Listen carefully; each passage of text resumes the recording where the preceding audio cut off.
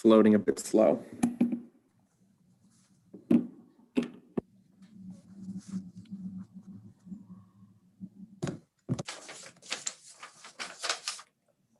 Are we live? Not yet. Okay. We're live now. That's fine. Good afternoon. This is the House Judiciary Committee. It is February the 12th, 2021, a little after 12:30. We have several bills that we're going to hold hearings on. We're going to go until about 2:30 today. If we finish by 2:30, we will be done. If we don't, we will be back after the 3 o'clock session of the full House that will take place a little later this afternoon, obviously at 3 o'clock. The first bill we're going to hear is House Bill 687 with Delegate McComas. Delegate McComas, is it your intent for just you to testify, or is it you and I think it's just you, right? I'm honestly not sure, Mr. Chair. I see it's just you, that your aide signed up as well, but I'm assuming that was for you. Correct. Yes. That's fine. And so I will. So you're going to give me 3 minutes? I'm going to give you 3 minutes, and let's. Okay. All right. For the record, this is Delegate McComas in support of HB 687, Law Enforcement Officers Bill of Rights, Uniform Disciplinary Procedures. There is a number of testimony in your committee testimony that you will find very interesting, including Baltimore City, which I was rather shocked about. It was a letter of information, but I couldn't ask for a better letter of support. Okay, in this legislative session, there are a number of bills dealing with the outright repeal of the LEOBR, removal of confidentiality protections, and the establishment of citizen review boards to remove officers. With the removal of LEOBR, it will be important to maintain the standard statewide protocols and procedures. In an effort to understand why this is so important, it is necessary to review the history of the creation of the LEOBR. And in your packet of materials, there are like volumes of pages regarding the history of it. LEOBR was originally created in 1974 to secure for law enforcement officers minimum guarantees of procedural and substantive due process. It established a uniform statewide process for police disciplinary matters, a process that was fair to the officers, but also instilled public confidence. Under William Donald Schaefer administration in 87 and 88, SB 860 and SB 227 passed but were vetoed. The bills would have authorized law enforcement officers to waive any and all of the LEOBR hearing procedures and elect, in the alternative, to proceed under a process established by a locally negotiated collective bargaining agreement, CBA. Governor Schaefer vetoed those bills on the grounds that it would erode the uniformity of the police disciplinary process and public confidence that existed throughout the state. If there was an election for different and diverse disciplinary systems through collective bargaining agreements, this would erode the uniformity of the LEOBR and create a confusing patchwork of policies and procedures. And if you look at my testimony in 89, there were two changes made to the LEOBR, allowed law enforcement officers to choose between the method of a hearing board and the manner set forth in LEOBR or a method established by a CBA, and also allowed parties to the CBA to make the hearing board's final decision, not subject to a chief's discretion. Obviously, in a paramilitary force, this really erodes the power and authority of the chief and can be a very problematic for the system. In 2000, proposed amend LEBR such disputes that hearing votes would be subjected to binding arbitration. That bill was also rejected by the General Assembly. And despite the cautionary efforts of Governor Schaefer, Mako, Prince George's County in 2006, the GA enacted SB 420, making the most significant changes to LEOBR. The bill enacted completely removed the prohibition of the use of binding arbitration to determine procedures to be used in resolving officer discipline related matters. As predicted, opposition in 2006, police agencies lost control of the disciplinary process, denied citizens recourse, and fostered a loss of citizen confidence in the credibility of law enforcement. So today, all jurisdictions of law enforcement operate under CBAs except Harford County. As predicted, Governor Schaefer, the CBA provides for different policies and procedures regarding police misconduct and disciplinary actions. So in a sense, what he predicted has come to fruition. Citizens have been denied recourse, fostering a loss of confidence in law enforcement. Chiefs and sheriffs have lost their discretion necessary to ensure that discipline for similar incidents is consistent or desired with public policy implemented. Police accountability is subject to decisions from an unaccountable third party. Police leaders. Delegate McComas, if you'd wrap up, please. One more sentence. Police leaders are losing control of police disciplinary process, which is eroding the command and control structure of police departments. Please support HB 687. Thank you very much. All right, thank you very much. Are there questions for Delegate McComas? Delegate Watson?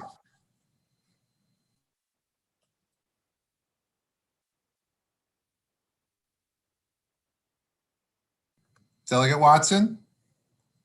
Sorry about that. Delegate McComas, am I wrong in assuming that it is the chief that enters into the collective bargaining agreement? That's probably true, but I think that that's probably true, but I'm sure he gets pressure from the FOPs to do it because, you know, usually that comes with a lot of other things and it's all local. But the problem is if you repeal the LEOBR, it's going to open up the floodgates to more and more collective bargaining. So you're going to see more unionization and you're going to see more chaos.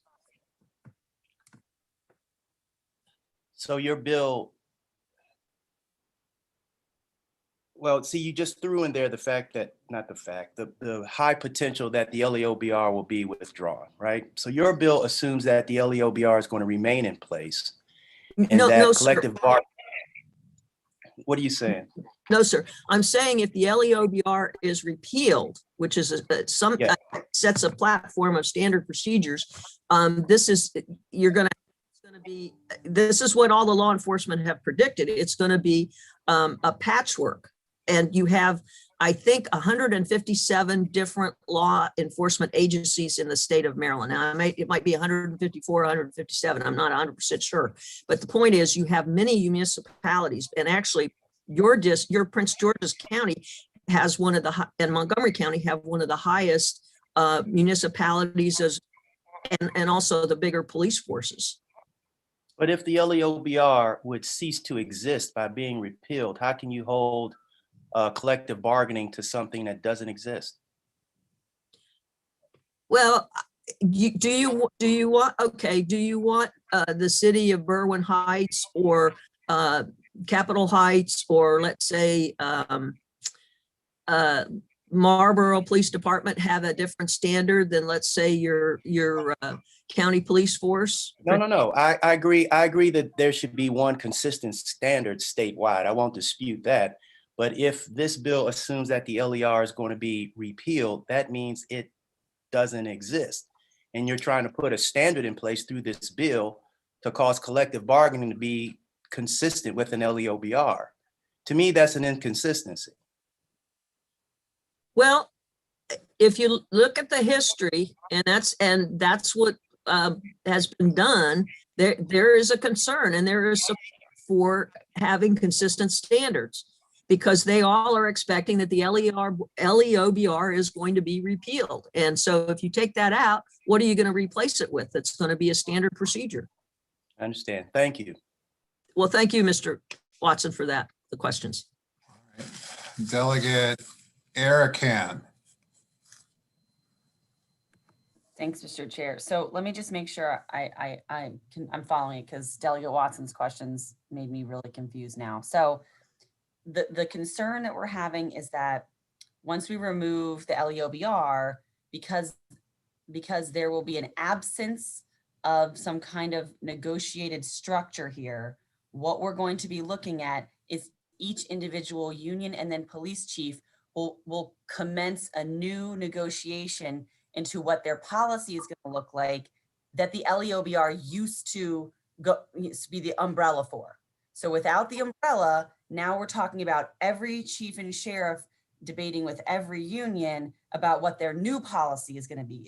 Is that the goal of what this bill is trying to fix? Yes, Delegate Arkin, that is the concern, and that is the goal. Okay, thank you. Okay. Are there further questions for the delegate? Seeing none. Oh, Delegate Conaway is waving his hand. Yes, thank you, Mr. Chair. Delegate Conaway. Can you hear me? Thank you, Mr. Chairman. Delegate McComas, could you please restate what the objective is again? So we can all be clear. The objective is not to provide some kind of mechanism for disciplinary actions that are uniform in the different, all the municipal and the sheriffs and the whole law enforcement community. So you don't have this patchwork of every, that will be disparate. In other words, a law enforcement officer, you know, who's gotten in trouble in let's say, Bel Air, could have a different outcome than an officer in Aberdeen, and they're both in Harford County. And certainly, if you're certainly not, it's, you know, you represent Baltimore City, so that's one jurisdiction. But a lot of the counties have several municipalities, and then, you know, you have different law enforcement. Do you want law enforcement different decisions in Prince George's County than, let's say, would happen in Baltimore County? I mean, Okay. Thank you. because they all border on jurisdictions. So I think we need some kind of umbrella of uniformity. Thank you very much. Seeing no further questions for Delegate McComas, that concludes the testimony in favor of the legislation. We're going to now go and we'll hear from testimony in opposition, and that is Clyde Boatwright, who is joining us now from the Fraternal Order of Police. He has joined the Zoom, and we will give him 2 minutes. Mr. Boatwright, please.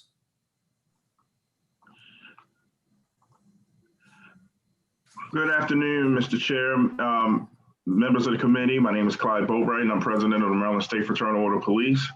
I'm here in opposition of this piece of legislation, which would limit the collective bargaining process for our various police departments. I think as police officers and as a police union leader, we have been afforded the right to organize and to collectively bargain different provisions of our various union contracts, and we will be opposed to any changes of the collective bargaining process as it relates to police officers. Okay, are there questions for Mr. Boatwright?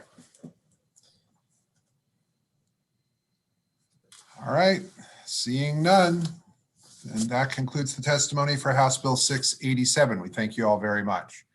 We're going to go now to House Bill 271. I believe that we actually heard this bill last year and passed it. So we're going to give, we'll give Delegate Ebersol 2 minutes, and Sean Ford, because he added to the bill last year. We'll let him speak again here for a minute or so.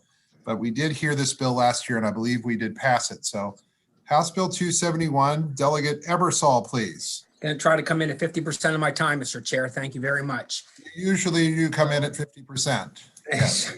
Sean Ford will describe it in some detail, but it does something that some officers already do, which enables them at the point of arrest on a victimless crime like drug use or even prostitution to make a decision to direct that individual towards some sort of social service rather than entering the pipeline.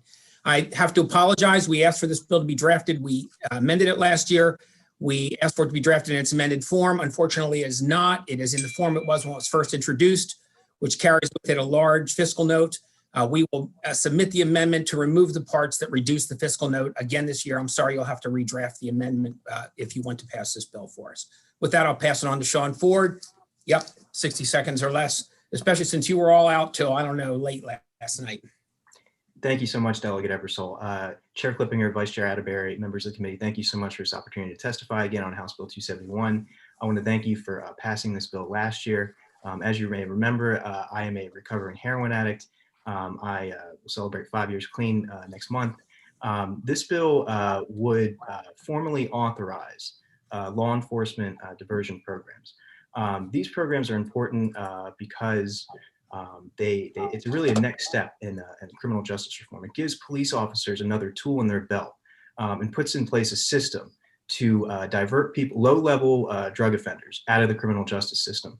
As Delegate Ebersol mentioned, there are a few provisions we need to strike to get rid of the fiscal note issue. But yes, I don't want to take up too much of your time. I just want to thank you for passing this bill last year. And thank you for all your work. That's fine. Thank you very much. If you want to go ahead and submit that amendment to the amendment office and let them do that so it conforms with how we passed it last year, we would greatly appreciate it. Delegate Arakan, then Delegate Conaway.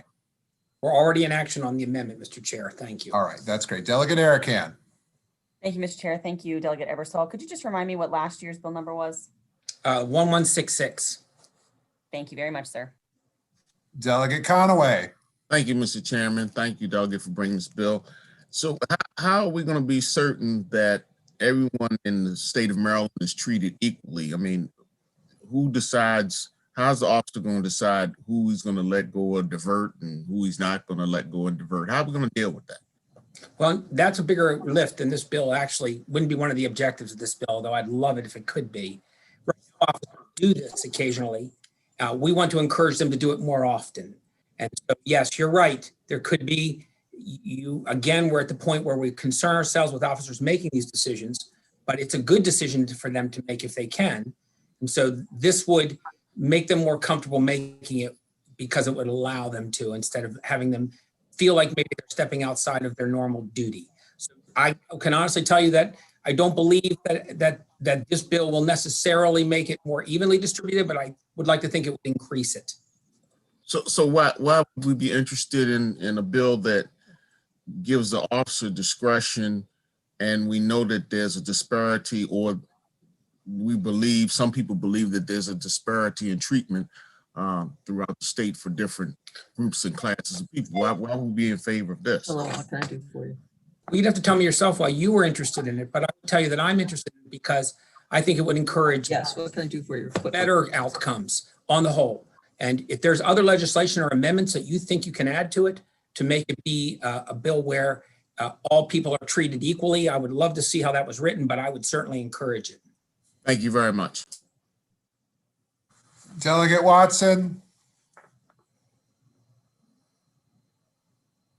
Thank you, Mr. Chair. Delegate Conway addressed my concern. Thank you. Yeah, and by the way, I just want to say I share those concerns deeply. I don't want to sound cavalier about the concern about that. I just think that this is something that officers do now, and if it's a good thing for them to be doing. If there's ways for us to encourage them to, there are ways for us to get it done equally. I would love that. I really would. Can I just chime in real quickly?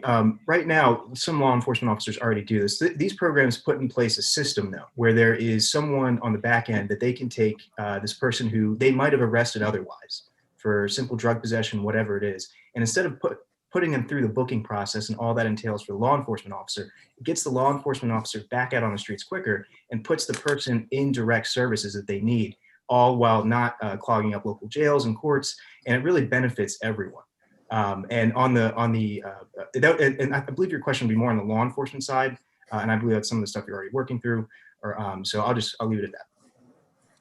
Well, no, real quickly, thank you, Mr. Ford, for that. And you make a big statement that it helps everyone, and I don't think it helps everyone until we can show through metrics that it actually does. My concern, of course, is the bias, and that if we give this type of latitude, across the board to law enforcement officers, that they use that very equitably. But thank you very much. I believe there's one of these programs that's already working in Baltimore and works across from Lexington Market to divert people who would otherwise have been picked up on low-level arrests for possession of controlled dangerous substances. So this does happen a little bit already across the state. And in any case, I thought I'd mention that. Thank you, Mr. Chair. For brevity, we skipped that part, but I appreciate you mentioning it. That's okay. And I believe the committee voted 19-0 for this last year. All right. Are there further questions? Seeing none. Thank you both very much for being with us here today. I appreciate that.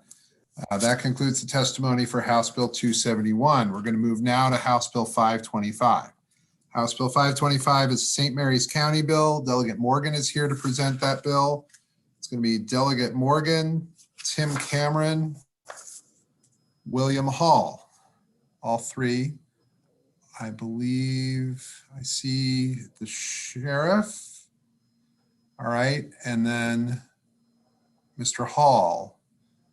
No, Mr. Hall just yet. So we'll hold it open there, but we'll give Delegate Morgan 3 minutes and you can begin now, and then 2 minutes for Mr. Cameron. All right? Okay, no problem. Thank you, Mr. Chairman. Committee members, this is House Bill 525. So let me just cut to the chase real quick, and hopefully we can get out of here soon because I know we're on a tight schedule. So police reform has been on everyone's mind since the events that happened last summer. That led to a meeting with myself, other delegation member, our sheriff, Tim Cameron, that's on the line, and our local NAACP. And the problem we were trying to solve is just trying to get more citizen participation into, when there's a problem with the police department, when there's like a administrative hearing, when a police officer may have done something wrong, and there's an oversight hearing board. And we were trying to get some citizen participation into that board. I really think that helps build trust with the community. So that's what developed into this legislation. I believe it's a 5-member board, the officers being disciplined. Right now, currently, it's all police officers that serves on here. So what this legislation would do would add 2 citizen members to that, I guess, oversight judge panel. And basically some enabling legislation that we've done, something similar, I believe, up in Baltimore City, Montgomery County, and up at Johns Hopkins. So with that, I can definitely more information from my sheriff, Sheriff Tim Cameron. All right, Sheriff, for 2 minutes. Thank you, sir, Mr. Chair, co-chair, committee members. Thank you very much for your time. I'll be brief. After that meeting with the NAACP, Delegate Morgan and some of our local elected officials, I approached Delegate Morgan and asked him to proffer a bill as required by the current LEOBR for local enabling legislation to have up to 2 citizen members on a police hearing board. My desire is simply to make the police disciplinary process, specifically the hearing board, more open and transparent to our community. Thank you all. Okay, Happy to answer your questions. that's great. Questions for the panel. Delegate Griffith, please. Thank you, Mr. Chair, and thank you for bringing this bill forward, Delegate Morgan. Is there anybody opposed to this piece of legislation? Not that I know of. I mean, it's supported by the NAACP, our local chapter there. I don't know if they got a support letter in on time. I don't have that information available, see in your committee system, but I was on the phone with them on Wednesday and they were supportive of the legislation. Our local county commissioner support it, the sheriff supports it, and the delegation supports it as well. Thank you. All right, are there further questions? Seeing none. Thank you both. Hey, thank you all for joining us this afternoon. That's House Bill 525, and that concludes the hearings for House Bill 525. All right, we're going to go now to Delegate Cardin and House Bill 329. We'll also hear from Paul DeSantis in favor. Let's see if there he is. We'll give Delegate Cardin 3 minutes, 2 minutes for Mr. DeSantis, and then there are people waiting to testify in opposition. So with that, Delegate Cardin, please, for 3 minutes. Thank you very much, Mr. Chair and members of the committee. John Cardin on behalf of House Bill 329. This bill prohibits a judge from issuing a no-knock warrant to enter a residence for a person unless she is provided clear and convincing evidence that the subject will be located at the residence. It must include independent and articulable connection of the subject to the location. You will remember that we heard a number of bills during our police accountability day, one of which was the speaker's bill. I think it was 670 or 671, which actually included this very similar language to this. And we also heard Delegate Grammer's bill, which is basically a blanket prohibition on no-knock warrants. We also heard opposition from the state's attorney's office and others that they need to have this as a tool in their tool chest, the no-knock warrant as a tool in their tool chest to be able to deal with these situations safely and to make sure that they can also secure contraband or individuals without harm. This is a compromise bill. This is the Breonna Taylor bill. If this bill was in force, if this legislation was in force, Breonna Taylor would be alive today. The fact is that the police were not required to provide clear and convincing evidence. They knew or should have known that the person they were looking for was an ex-boyfriend who never would have been in that situation. And I asked Delegate Grammer when he was testifying on, I believe it was the individual was Miss Shemp and her son. If we had the higher standard in of clear and convincing, would this would that person would that no-knock warrant not have happened? And the answer, I think, is clear that this is a very decent compromise. You're going to hear from Mr. DeSantis, who he and I actually handled a case together years ago when we were just beginning our legal practice, where we actually handled this exact scenario. Now, thank God nobody was killed in our scenario, but all we're trying to do is create some accountability, make sure that the police have some evidence, clear and convincing evidence behind them when they are going to issue a no-knock warrant. So I hope that the committee will look favorably upon this. Happy to answer any questions. Mr. DeSantis for 2 minutes, please. Good afternoon, Mr. Chairman and members of the committee. My name is Paul DeSantis. I'm an attorney. I do not specifically practice criminal law. However, in the past, I've dedicated a substantial portion of my practice to appellate advocacy, and I've handled a handful of criminal appeals, which I felt were important at the time. I'm not here to give you aggregate numbers, but I do have experience handling the case that Delegate Cardin referred to. And I think that illustrates the need for the bill. And in that matter, our client was observed pulling into a gas station with his girlfriend. He exited the vehicle, interacted with another man who happened to be the subject of a police investigation. There was an exchange of money. The other individual sat in the client's car, removed a paper bag. The police did not stop the other individual. They did not confirm in any way that this was a drug sale. Instead, they followed my client to a residence, and based upon those facts alone, they obtained a warrant to search the residence. Now, during the course of the investigation, the client was never again seen at the residence. There was never witness leaving the residence to go to a suspected drug sale, nor was there ever any witness of him taking drugs or money into the house. The police did not check the mail. They did not see if there were bills in his name that were tied to the residence. They did nothing further to connect him to the residence in any way. And in fact, the residence was his girlfriend's. When they searched it, there were no drugs, there was no money. But the police waited there and then ended up arresting him on unrelated charges. They were not drug charges. And I recall this case when the death of Breonna Taylor was first reported in the news.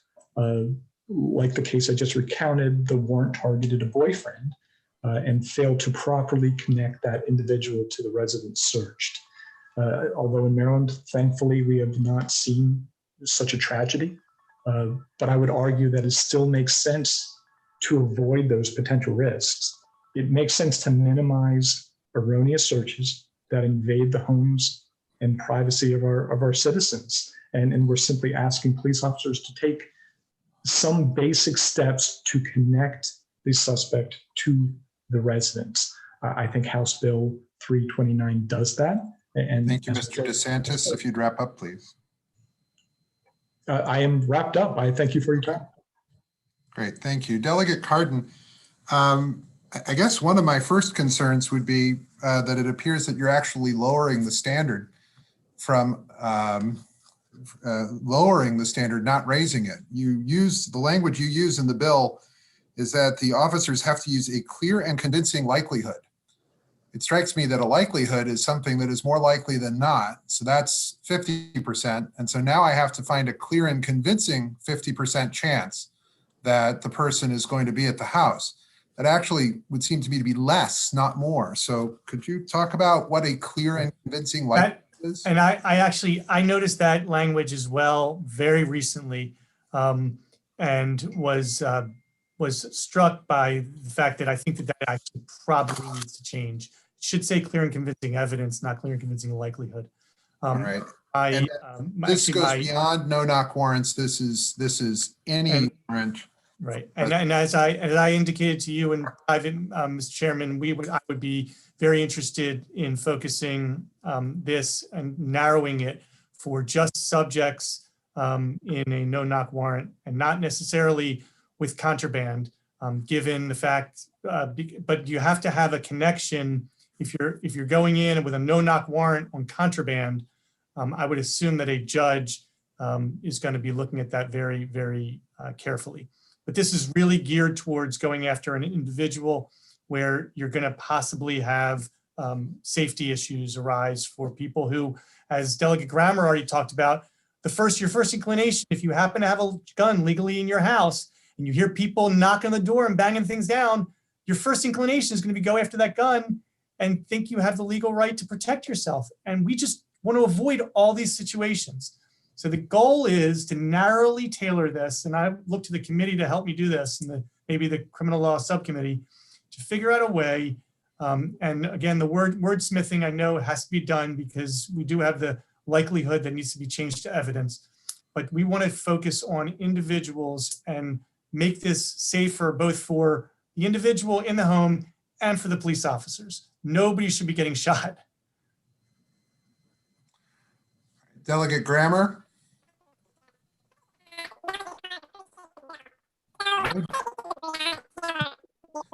Oh dear, Delegate Grammer, you're going to have to reconnect because your audio is really funny and bad though right now. So we're going to have you try again.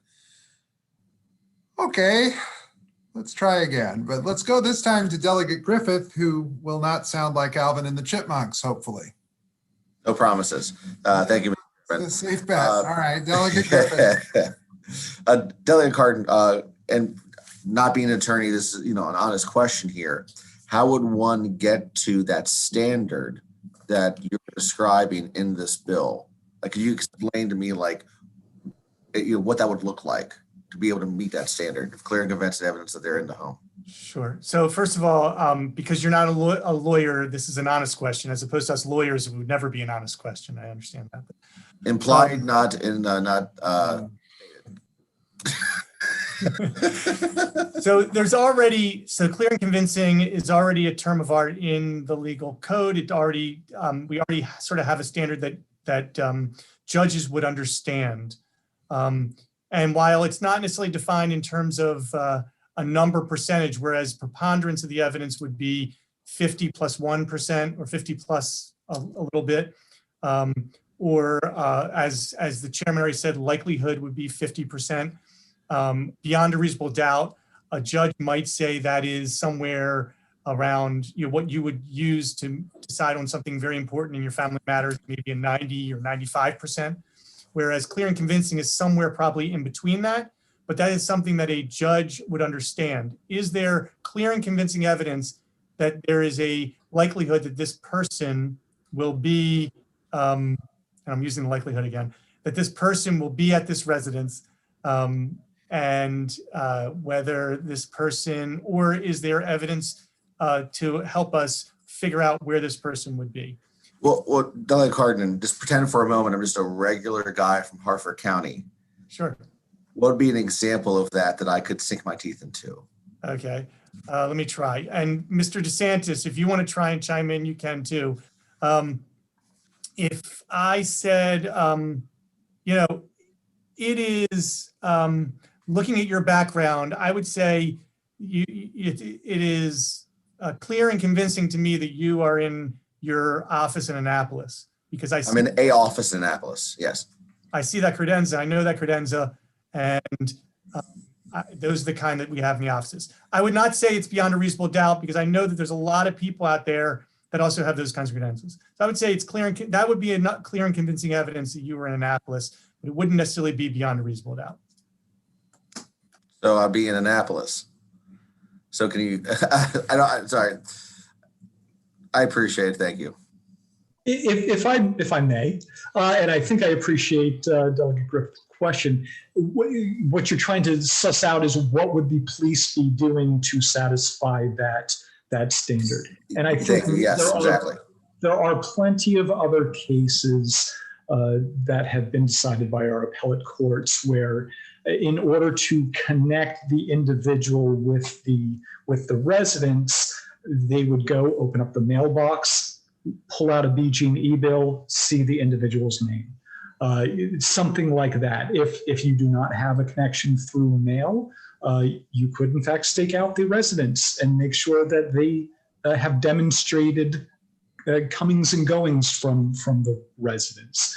So there are basic steps that the police can take to make that connection.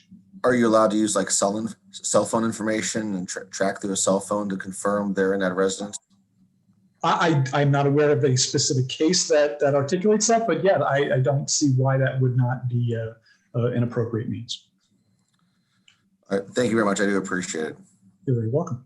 And presumably, Delegate Griffith, they would get a warrant on the cell phone to be able to track the cell phone. So they'd have to get a warrant. So they'd have to be able to, at least under current law, be able to get a warrant for that. But with that, let's see how Delegate Grammer sounds now.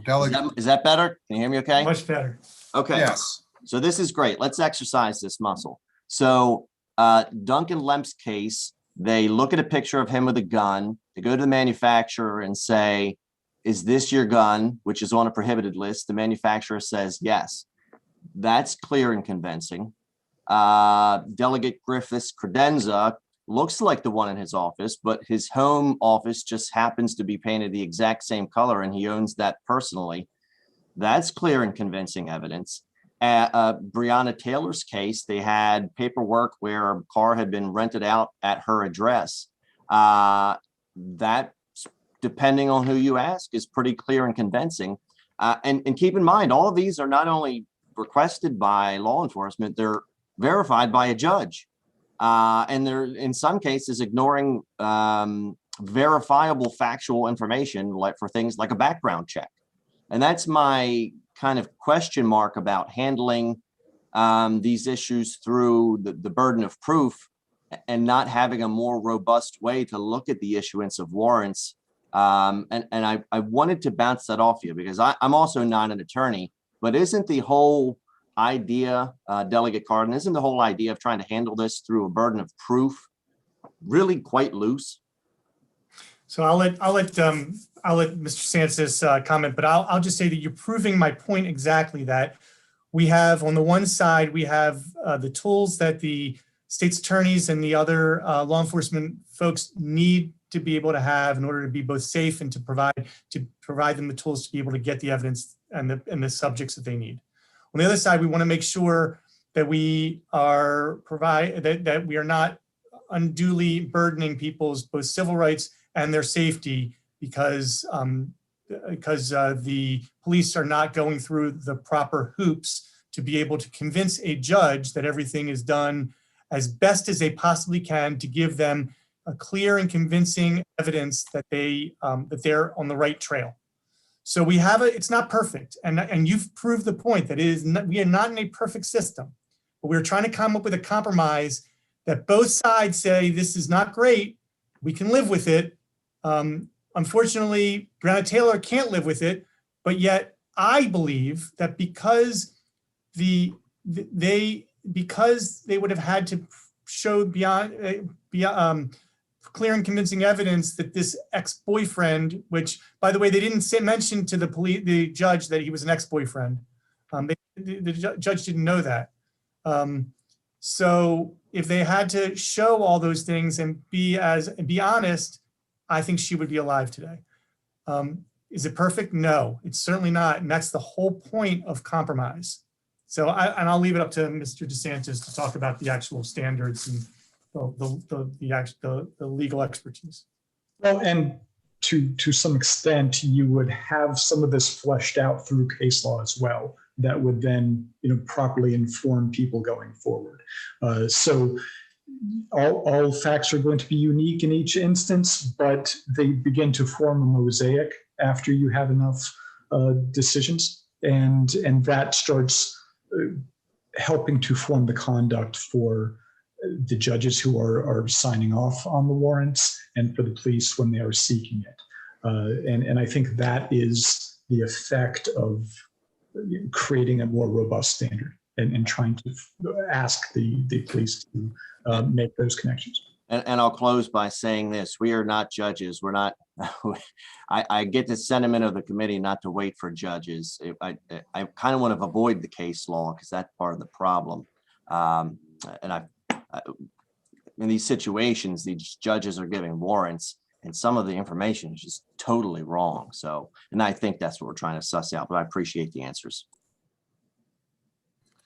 Delegate Deborah Davis. Yes, thank you, Mr. Chair. We keep evoking Breonna Taylor's name, and I believe under this bill, police would be at the right house if Breonna Taylor was still dating this guy, if they were at the right house, but she'd still be dead. So I don't think the bill goes far enough, but tell me how under this bill, she wouldn't still be dead.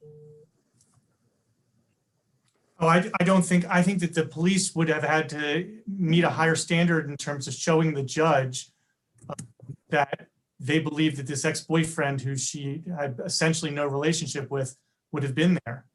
And they didn't have to do that. So therefore, the judge was. So in essence, if she was there, it was okay for her to be dead. I mean, if the boyfriend was there, it's okay for her to be dead. No, right. So that's, again, you're proving my point on the other side. No, it is not okay for her to be dead. And no, it's not okay for people to be put in unsafe situations. However, we are dealing with a imperfect situation where we do have law enforcement saying, we need this tool. I'm not disagreeing that maybe the tool is no longer appropriate and it's be the will of the committee to get rid of no-knock warrants. That could be what the will of the committee. I came up with this idea long ago, and you can see, please close the door. Sure. Please close the door. Thank you. I came up with with this bill months and months ago before I knew what with Delegate Atterbury's committee and task force was going to come up with in terms of and the speaker's bill on police accountability, and the language is nearly identical, not quite, almost, well, except for the likelihood issue. But what we're trying to accomplish here is come up with a way to provide the tools while also keep saving people's lives. And I think that this tries to do that. And I understand it's not perfect. Sorry about that. Somebody opened up my door. All right, so I think those, Delegate Cox. We have thank you, Mr. Chair. Real quick, Delegate Cardin, I hear you, and I see your focus is to try to raise the standard somewhat, to be a little more careful in the issuance of the warrant, I guess is the way I'm reading what your bill says. But do you have a response to the Maryland Chiefs where they say that they're not really allowed to go into any residence unless they have a search warrant? It has to be the actual residence of the suspect. Well, it's happening. Okay.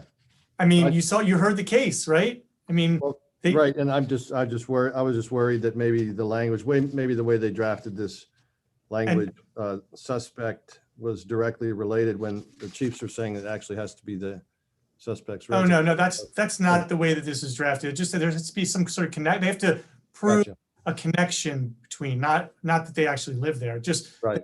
that they think that they're going to be there, that they have demonstrated that they have come in and out of that residence on a regular basis, that this is the time of day when they generally see them there, that they have that they get mail there. There's got to be some kind of reason why they believe that they're going to be at this residence when they're not knocking on the door, they're just banging it down. Gotcha. All right. Thank you. It's just so.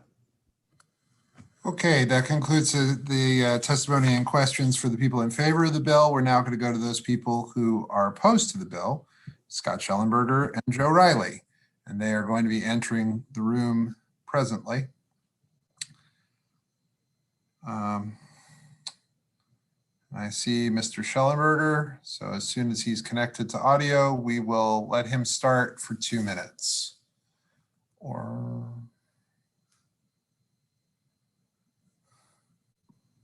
And There he is. 2 minutes, please. thank you. I had to go from one computer to the other. They didn't have me signed in until just now.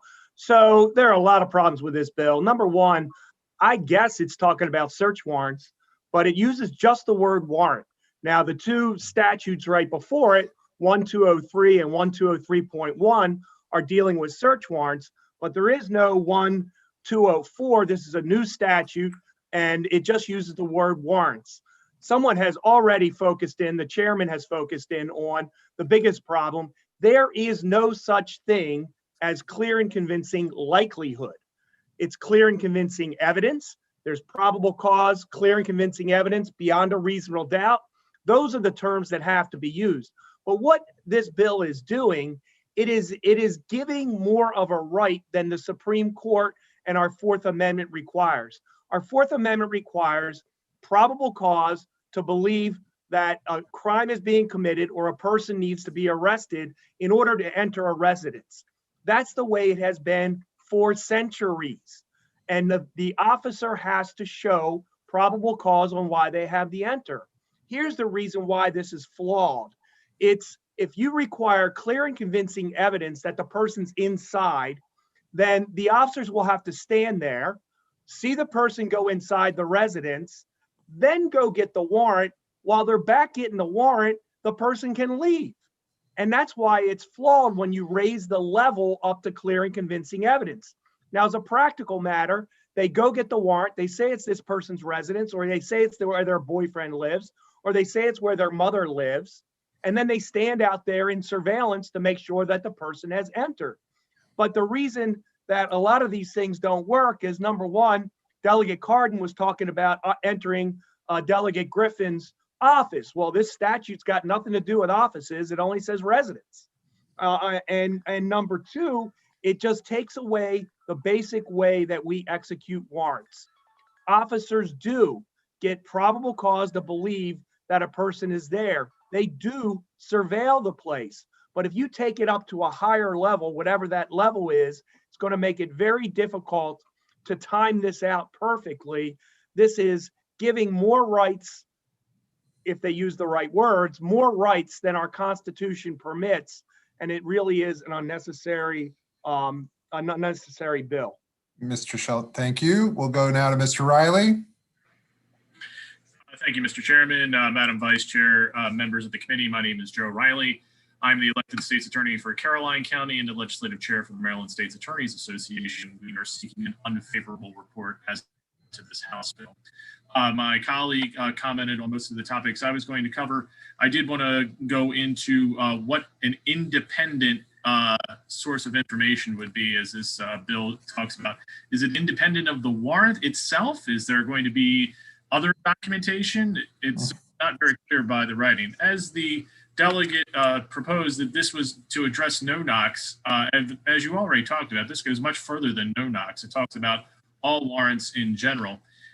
As for compromise, the State's Attorneys Association believes that we have offered a compromise as to House Bill 0670, which was the Speaker's bill. If our amendments are taken with that, we believe that that would be the necessary compromise to both achieve the level of safety that we're hoping to have going forward, along with addressing the concerns that the legislators have posed. Serving a search warrant in a residence can never be void of risk. It's unfortunate, but there will always be risk whenever you are serving a warrant into someone's home. It just is. Now, we believe that the House Bill 670 with the amendments will offer more protection, but we cannot offer 100% certainty. Thank you for your time. All right, other questions? Seeing none, thank you both very much. That concludes the testimony for House Bill 329. I'm going to move on now to House Bill 727. This is Delegate Moon's bill. And it's Delegate Moon, Stanford Frazier. I guess my question for Mr. Moon, for Delegate Moon, is whether Brandon Soderberg is one of your witnesses, or he's listed. He was gonna come informational, but he had a family emergency actually, so it's not gonna make it. That's fine. So it'll just be the two of you. We'll go 3 minutes for Delegate Moon, 2 minutes for Mr. Frazier, and Delegate Moon, whenever you're ready. Thank you, Mr. Chair. I'm going to start speaking, and also just a note for Dylan. I do have a video to play for a portion of this, so I'm not sure if I need the right powers and settings for that. Great. Okay, awesome. Okay, so colleagues, House Bill 727. This is, I would argue, one of the most important body cam reforms that you've never heard of. Even better yet, it does not cost money. Basically, this bill requires the cameras that come into use in Maryland to start capturing more about incidents and what happened leading up to the incidents. How does it do that? This is simply a device setting. Most of the police departments in the state have set this to the lowest amount of time. The Axon camera, for example, which is used throughout Maryland, allows you to record either 30, 60, 90, or 120 seconds before an incident begins. Again, we have the power to, just with the stroke of a bill, to catch 2 minutes of what happens before police incidents, and we should do it. So how is this possible, you ask? It's important to understand how these body cams work. So body cams are always recording. This is something I think a lot of people don't understand. They're already recording. When you push the button, you are not telling it to start catching footage. It was already doing that. You are telling it to start saving that footage and to start uploading it to the cloud. And it will save and upload from the moment you hit the button, plus the amount of time prior to you doing that we previously told them to do. Again, most departments have set this at 30 seconds when they have the option to go up to 2 minutes. Why is this important? I can tell you, we've had contested police shootings in Montgomery County, and after seeing the body cam footage, it sure would have been nice to see what happened for that minute or two before what the body cam caught. Why would we set that at a lower number? Second, this is where my video comes into play. I am showing you body cam footage. This is the Axon 2 footage. I don't want to characterize too much what's here, and I'm showing it to you purely for educational purposes. But this triggered allegations of planting of evidence and led to dozens of cases having to be dropped. And I would allege it's only possible because the officers here forgot that the camera was already recording when they hit the button. So I'm gonna hit stop start as this video plays so that I can sort of explain and do this slowly so that you see exactly what is going on here. So bear with me 1 second. All right, share computer sound. I think I've got this right this time. Okay. So starting at the beginning, you can see there's something in someone's hand. It appears to be a bag. Oh, the bag is being put into something that looks like a red can. Okay. Now the scene is being set. Oh, it's police officers. What are they doing? I don't know. Talking. Now they're leaving that scene where we just saw all that. Oh, there's the button being pushed. Camera's being activated.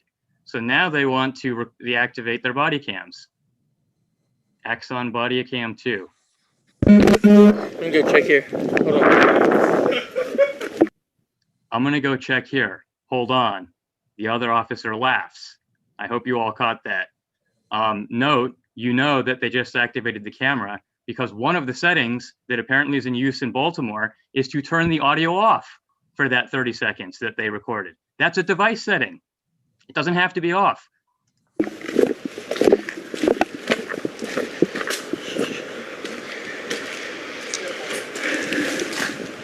Oh, Oscar-winning performances here.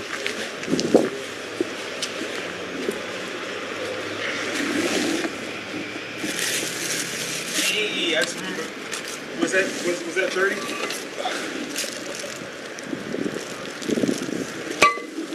Yo. Yeah, right.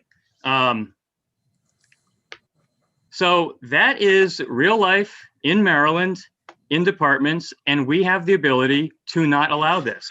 I have talked to my police rank and file officers in Montgomery about this issue. I said, he explained to me why we wouldn't make you record longer. They said, well, we could be saying something embarrassing and whatever. That's not a good response. I talked to the body cam vendors before this call. The storage cost is not the issue either. This is purely a policy call. We should require a longer amount to be recorded, and we should require the audio. And I have a lot more to say about this. Thank you. Thank you, Delegate Moon. We're going to go to Stanford Frazier from the Office of the Public Defender, and we'll talk to him for 2 minutes. Good afternoon. I'm Stanford Frazier with the Office of the Public Defender. Thank you, Chairman. Thank you, members of the committee, for the opportunity to speak. That video was found by a public defender in our office while going through mundane, every single case, you're going through the body cam evidence, and discovered that material. That's just one example of what we would call exculpatory or maybe mitigating evidence that our attorneys have found while reviewing body cam evidence, especially the 30 seconds recorded beforehand. I think in that case in particular, what's very important is that the other 2 officers, when we request internal affairs files and investigation files and officers that we believe have credibility issues at trial, we're told that those 2 officers, that their internal affairs investigation is still ongoing. If 90 more seconds was recorded beforehand, as well as audio, we would know if those officers, where we believe, if you watch the video, that some were laughing, were they part of the conversation? Was it a team effort to do what you see on the video? Was it a single person's effort? Did they contribute? All of that evidence would be not only known to defense attorneys, but would be known to internal affairs during their investigation, right? And we've been talking all week about making sure getting certain officers and getting bad conduct out of the police department. By having that 2 minutes recorded as well as audio, that would be an incentive to get those officers out of the police department. One last thing I would add is we've been talking about no-knock warrants. In the tragic case of Duncan Lemp, the body cam wasn't turned on until after, right, the warrant was executed and his life was taken away by police officers in the shooting. The 2 minutes of recording beforehand may have actually been a way to capture some of that evidence that we lost because the body camera was turned on only after the incident. So for those reasons, we ask for a favorable report on this bill. Are there questions for the panel?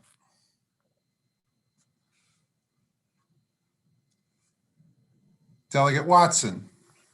Yeah, just a quick question. Delegate Moon, what county did this happen in, and how long ago was it? That incident was Baltimore City from 2017. But I will tell you, in some of the data we've seen in the last year, there were 58 police misconduct allegations in Baltimore alone about improperly using or not turning on your body cam. That's one department, complaints that were made, and I have no idea if anything has come of those cases. All right, thank you very much. Delegate Carden. Thank you, Mr. Chair. Thank you, Delegate Moon, for bringing this. Do individual departments have policies about having the body cam on, from start to finish at the beginning, or do they all? Is there any kind of general consensus about how to do it, or do different ones do it differently? So look, I was here in 2015 when we brought the body cams on. Some of the members of this committee were here. We had 2 options: to write every detail for how to do them, or to do what we did, which is just to say these are allowed, and you're not going to violate the wiretap law by doing this. So years later, we do know a lot more, and there are best practices developing. This pre-buffering, this pre-event buffering, as they call it, this device feature. When I talked to individual departments, the policy on this just seems to be being made as a simple conversation between the chiefs and the FOP. When there's a huge public interest in what the outcome of that decision is. And so, years ago in 2015, we decided to punt details. I think we're about to make this required statewide. This is the time to get these kinds of details right. Further, and I didn't have time to get to this in this bill, The cameras now, this feature that we're talking about is really about when an officer is made to turn it on themselves. And then then we're trying to say, all right, we're going to catch the 2 minutes before that. Now, most of these cameras also, including Axon, have the ability to dictate. No, the camera itself is going to automatically turn on at dispatch, at gun being drawn, at a taser being drawn, at X, Y, or Z. So we can actually even remove that element of discretion, accidents, and confusion from the mix. Again, now is the time to start putting some of these in place. Thanks. Delegate McComas. Thank you, Mr. Chair. Just Delegate Moon, I just have a couple quick questions. How were you able to get the video in 2017? And you indicated that these guys are still on the force. Is that correct? Oh, I couldn't tell you. Oh, okay. Yeah. All right. Yeah, Okay. I have no idea the outcome of the case. But the question I have is that that is not a replay footage. That is actual footage of a case where they were chuckling. Oh, well, I guess for Mr. Frazier. Yes, so that case in 2017, when members of our office found that case, he took it to the public defender, took it to the supervisor. And then not only was it presented to the state's attorneys for that case, but then we also took it to the media. So it was actually reported in the Baltimore Sun at the time. And then we obviously saved the video because we thought it'd be a good example for future demonstrations. I apologize, future demonstrations. All right. So my question is okay, if we have the 2 minute, then if you have a corrupt officer, they're just going to plant the evidence, 5 minutes before, or what they'll do is put it in a place where they want to get some guy, because he's, and they know he might frequent, and then they're going to go, oh, look at this. I mean, at a certain point, you're going to have to have them 24/7 monitored. Delegate McComas, let me address that because there's a bigger policy framework at play here. So again, the time of buffering is really relevant to scenarios where a department is having the officers themselves choose when to start recording. Again, if I amend this bill and we're going to move it, I would actually suggest we say comma, or the department sets its devices to automatically start recording. And that's a separate policy question and a separate feature. So I really think there's a bigger discussion to be had around exactly how we're going to do this. Further, what Mr. Soderberg, I don't want to speak hearsay, but what he was going to come explain was exactly the point you're talking about, which is that he would allege that some of the police have found workarounds to this, and once they've understood the rules. But really, 2 minutes just makes that a little bit harder to sort of sweep, this issue. The last of this, Senator Sidnor has a bill that I hope makes it over here that gets at what you do, what happens to the evidence if, in fact, there was tampering, failure to record, things like that. And so, but again, this is like lots of pieces on the front end and the back end of what happens with body cam misuse that I really think we need to start diving into. And I apologize, to answer a small part of your question, the officer that allegedly planted evidence, I believe he's not on the force, but the other 2 officers are still on the force, is my understanding. Thank you. Are there further questions for the panel? Delegate Cox. Thank you, Mr. Chair. Delegate Moon, love the idea and the intent. What do you say about the Fraternal Order of Police's concern about additional costs with the extra time? So I talked to Axon, for example, handles the vast majority of police departments in Maryland. And what they told me is that most of the departments are moving to unlimited data plans now. That's becoming industry standard, especially if you're in one of the larger jurisdictions. And where you're not in one of those larger jurisdictions, that difference, the 30 seconds to the 120 seconds, is not going to be something that changes your, what tier of data pricing you're at. So it's really not going to be about the storage. This is really a policy call. Further questions? Seeing none, thank you very much. We'll now go to those in opposition. Scott Schellenberger, please.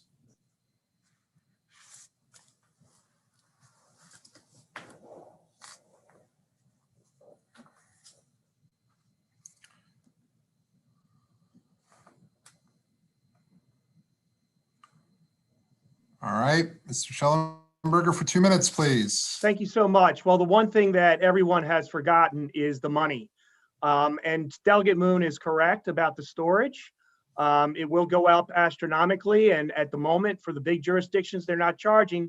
But what everyone forgets is that when a police officer walks up to you on the street, the first thing they ask is name, address, phone number, cell phone number. And I have to turn that over to the defendant and the defense. I have 15 employees right now who spend 7.5 hours a day shielding personal information in these videos. 15 full-time employees. That is in order to handle the 30 seconds plus the video that then gets engaged. We have 1,400 body camera units on our street. If you add 90 seconds to the 40,000 cases my office handles a year, I have no idea how many more employees I'm going to need in order to review that 2 minutes. And what's going to be in that 2 minutes? It's going to be the officer on the phone talking to his children. It's going to be the officer on the phone calling his wife. It's going to be the officer pulling up to the drive-in to get his lunch where you can see the credit card number. I have actually seen videos where the officer hears the phone ring, he looks at it, and you can then see his home phone number. I will have to hire more people to shield those videos. The other thing that's important is we put in the law that you need to announce when you are recording. Well, when are we going to announce? You normally announce when you engage, when you hit the button. Well, now you're going to have 2 minutes before. So you're going to have interactions with people before the announcement has made. And so that is another important feature. We have a policy in Baltimore County that our SWAT team does wear body cameras. I absolutely think that should happen all over the state. It should be standardized. Delegate Moon, I agree with you. These should be standard policies all across the state. But adding 90 seconds to my staff's work, they can barely keep up now. And last year, we had 552,000 videos that the police department put into that storage unit. 552,000, which now are going to be 90 seconds longer. Mr. Schellenberger, if you would wrap up, please. Thank you. I totally believe in body cameras. Greatest thing we ever did in Baltimore County.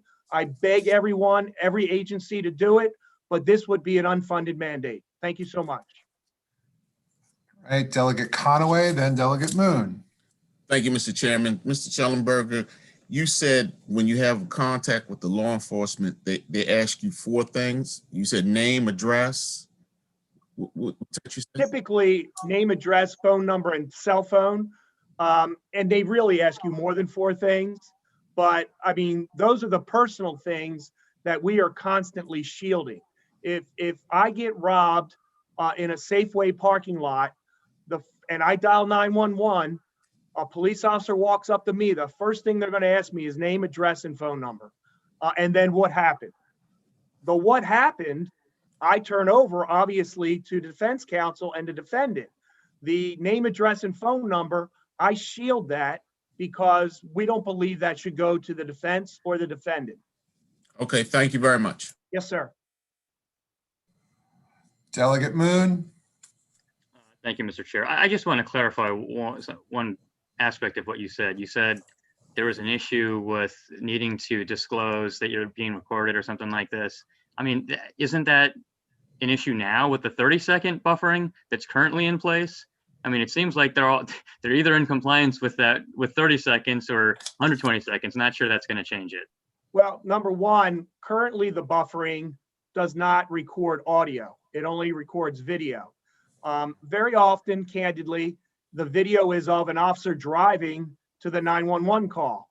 But if you go back 22 minutes, the officer could have been having an interaction with a different civilian, another person, before their attention got turned to the attention at hand. And that is, why they would have hit that button to freeze that 2 minutes and hold on to it.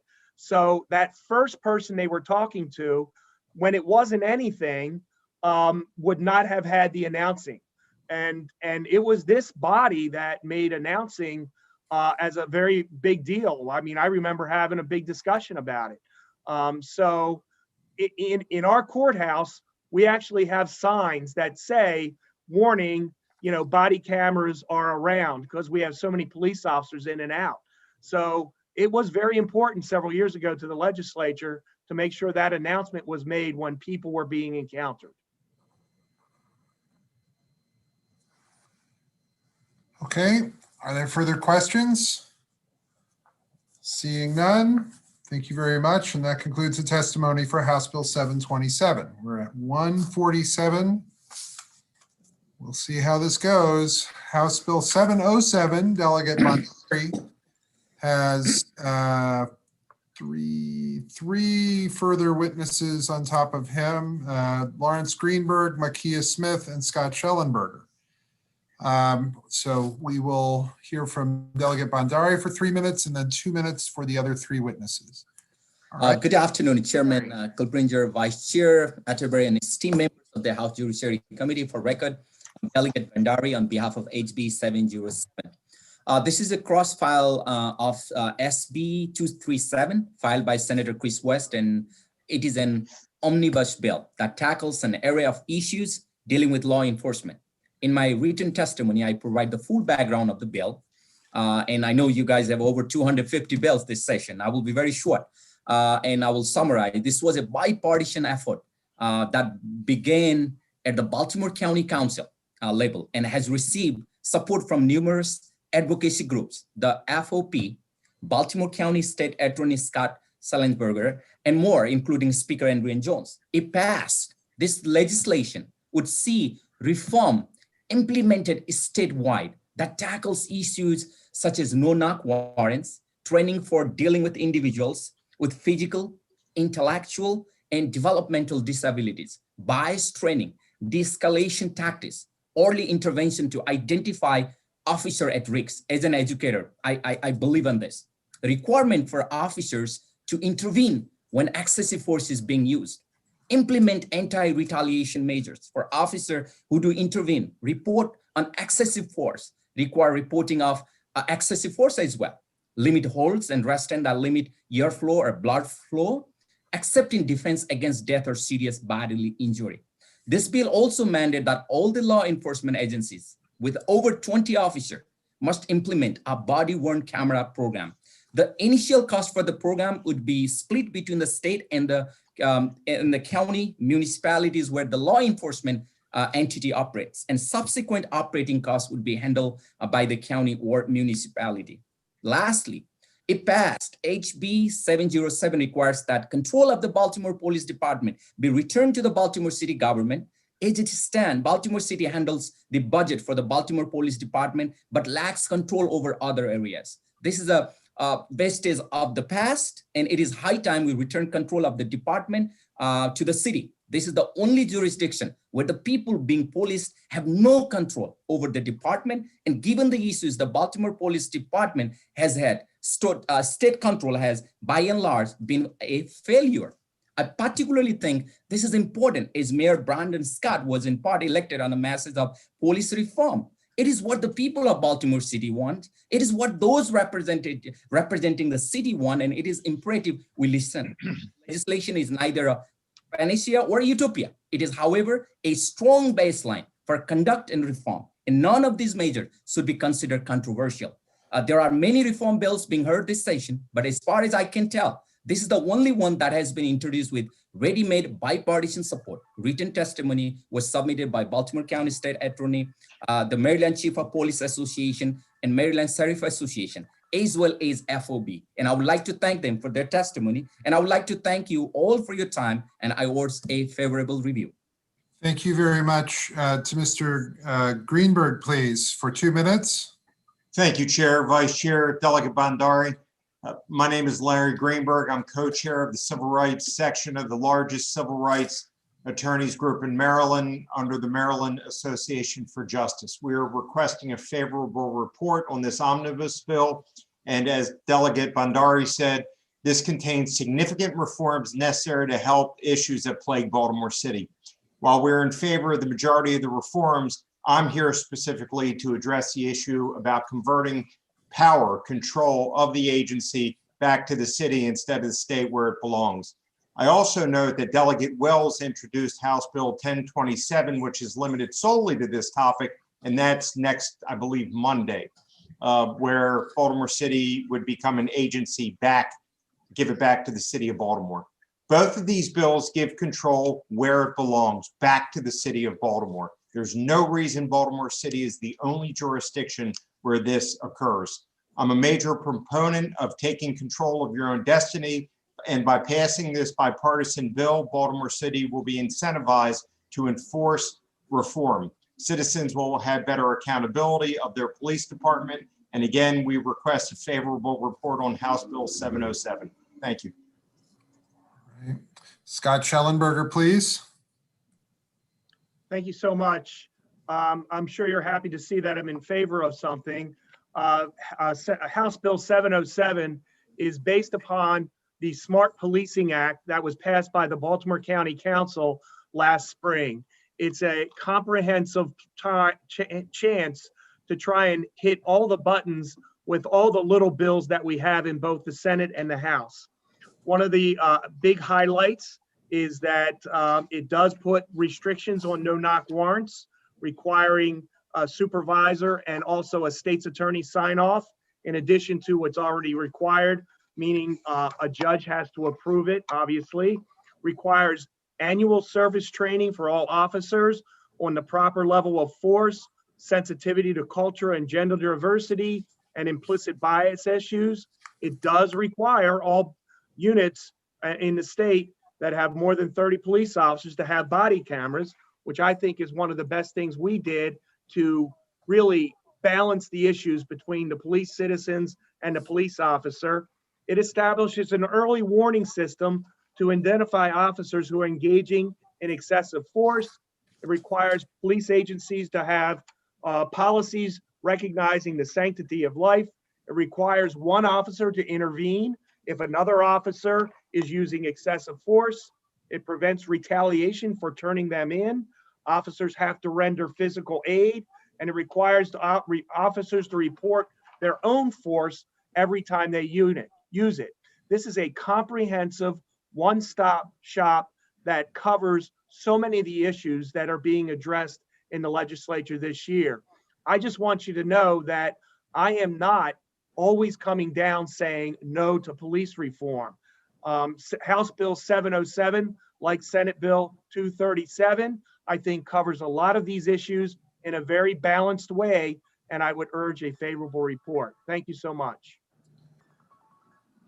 My understanding is that Makia Smith is not with us here this afternoon, so we won't be hearing from her. Are there questions for this panel?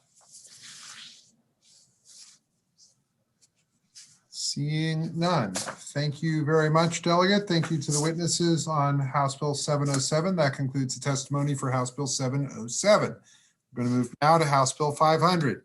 Delegate Rosenberg will speak for 3 minutes, and then we'll hear, well, I think it's just going to be David. I'm sorry, one moment, please.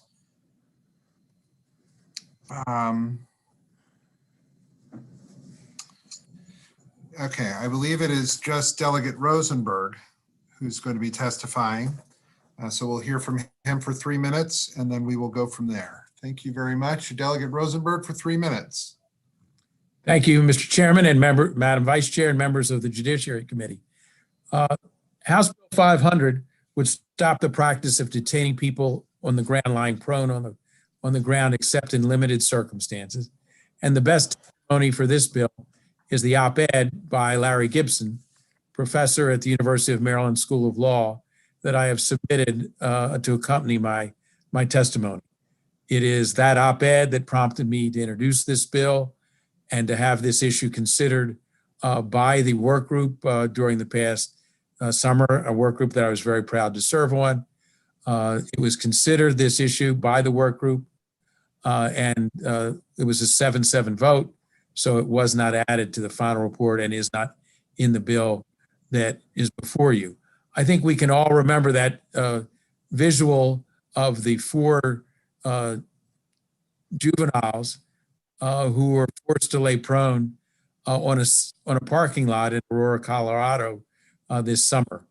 And turns out it was a case of misidentification.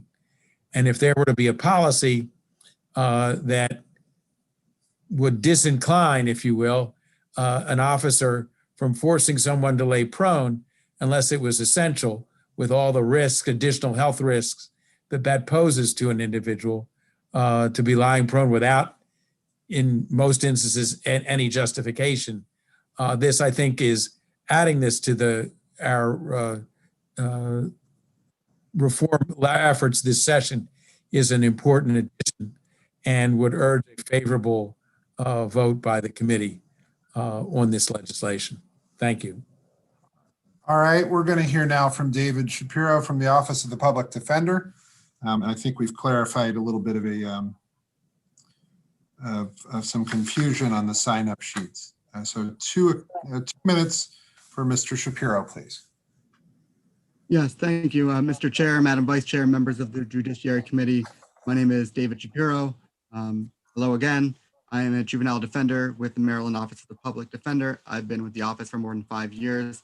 We're here to provide information regarding House Bill 500, requiring a subject to lie prone while restrained by law enforcement officers is a dangerous and potentially lethal restraint position. Prone restraint is a technique taught to law enforcement officers to facilitate control and restrain people in handcuffs secured behind their back. HB 500 could provide clarity by defining prone restraint. Prone restraint can lead to restraint asphyxia, which is when in the process of subduing and restraining an individual, a person's breathing is compromised, causing insufficient oxygen in the blood to meet the body's oxygen needs. We believe that prone arrests have more potential to lead to harm than other types of arrests. We see a relationship between prone arrests and excessive force. This is further exacerbated due to our clients' inability to protect themselves from abuse while in that position. And since 2010, at least 107 people have died in police custody in the United States in the prone restraint position. The Prince George's County Police Manual currently prohibits arrestees from being hogtied or restrained in a manner that increases the possibility of positional restraint asphyxia, which increase when the subject is restrained face up or face down. Moreover, Maryland Department of Juvenile Services has outlawed the use of the prone position.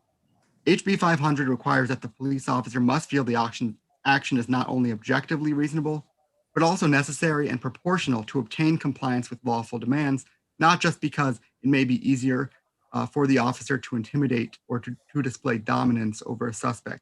For many of our clients, one of the most traumatic things to happen to them is the process of the arrest, made worse when they are subject to prone restraint.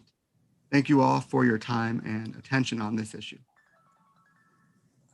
Thank you very much. Are there questions for this panel? Seeing none, thank you very much. That concludes the favorable testimony on the bill. We'll hear now from Vince McAvoy and William Gleason for 2 minutes.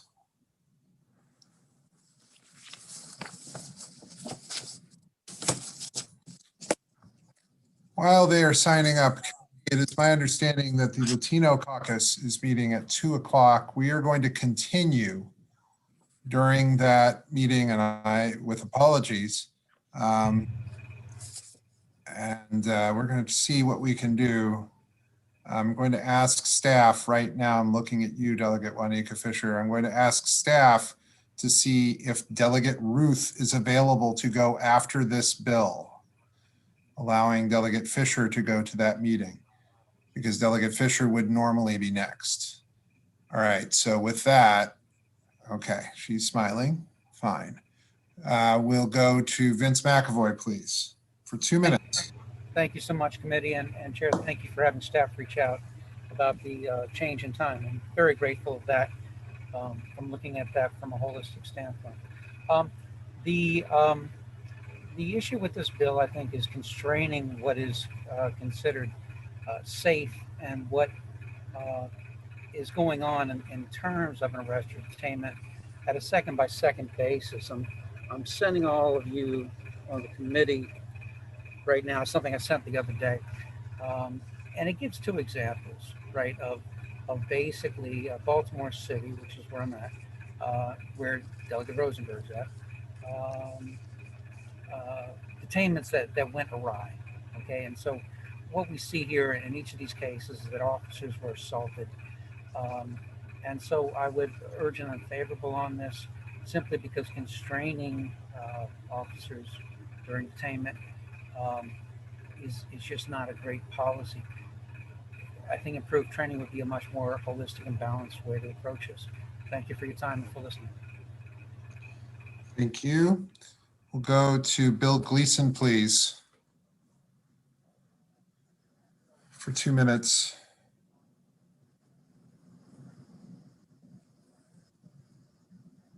Mr. Gleason, Officer Gleason?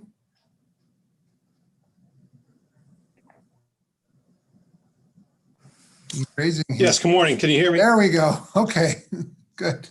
Go ahead. Yes. 2 minutes. All right. Thank you for your time. I know things are...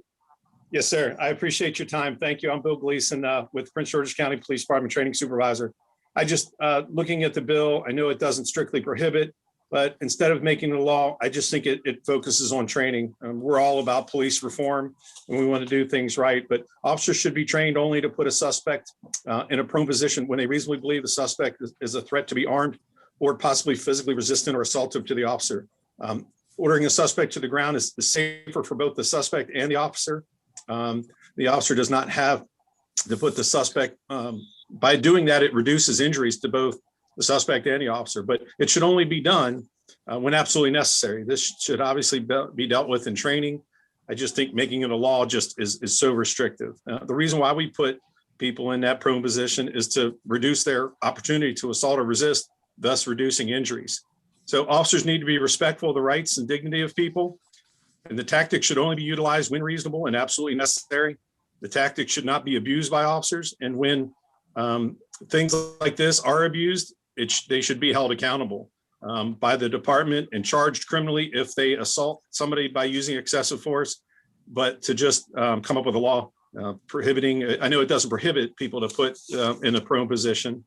The last part is officers are trained to assess situations where officers need to determine whether a suspect can follow the orders, either mentally or physically, and that's part of the assessment. So it falls under training, that we need to train the officers to assess whether somebody's going through a mental health crisis where they're able to follow those commands. If they're not, try to de-escalate, by using good verbal skills, not to have to escalate into a use of force.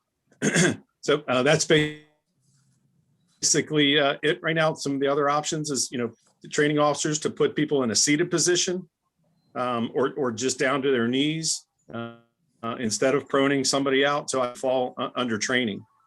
And that's all I have. I appreciate your time. Thank you very much. We're going to hear from a question from Delegate Cardin now. Thank you very much. Just very quickly for Officer Gleason. Thank you. So the proponents of this bill all said that it can be very harmful to the individuals and cause major injury or death. And you're saying it's the opposite. So there's a disconnect somewhere. I'm trying to figure out why, all the testimony we have written and oral basically says that this can really hurt people, but you're saying that it can actually reduce the amount of injury. Yes, sir. If I have to take you to the ground as opposed to you complying, that's going to reduce injury.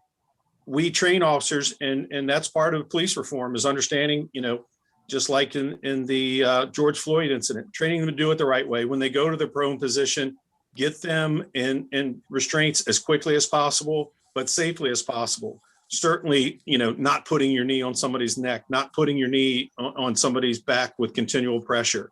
That's where the risk is elevated for potential harm.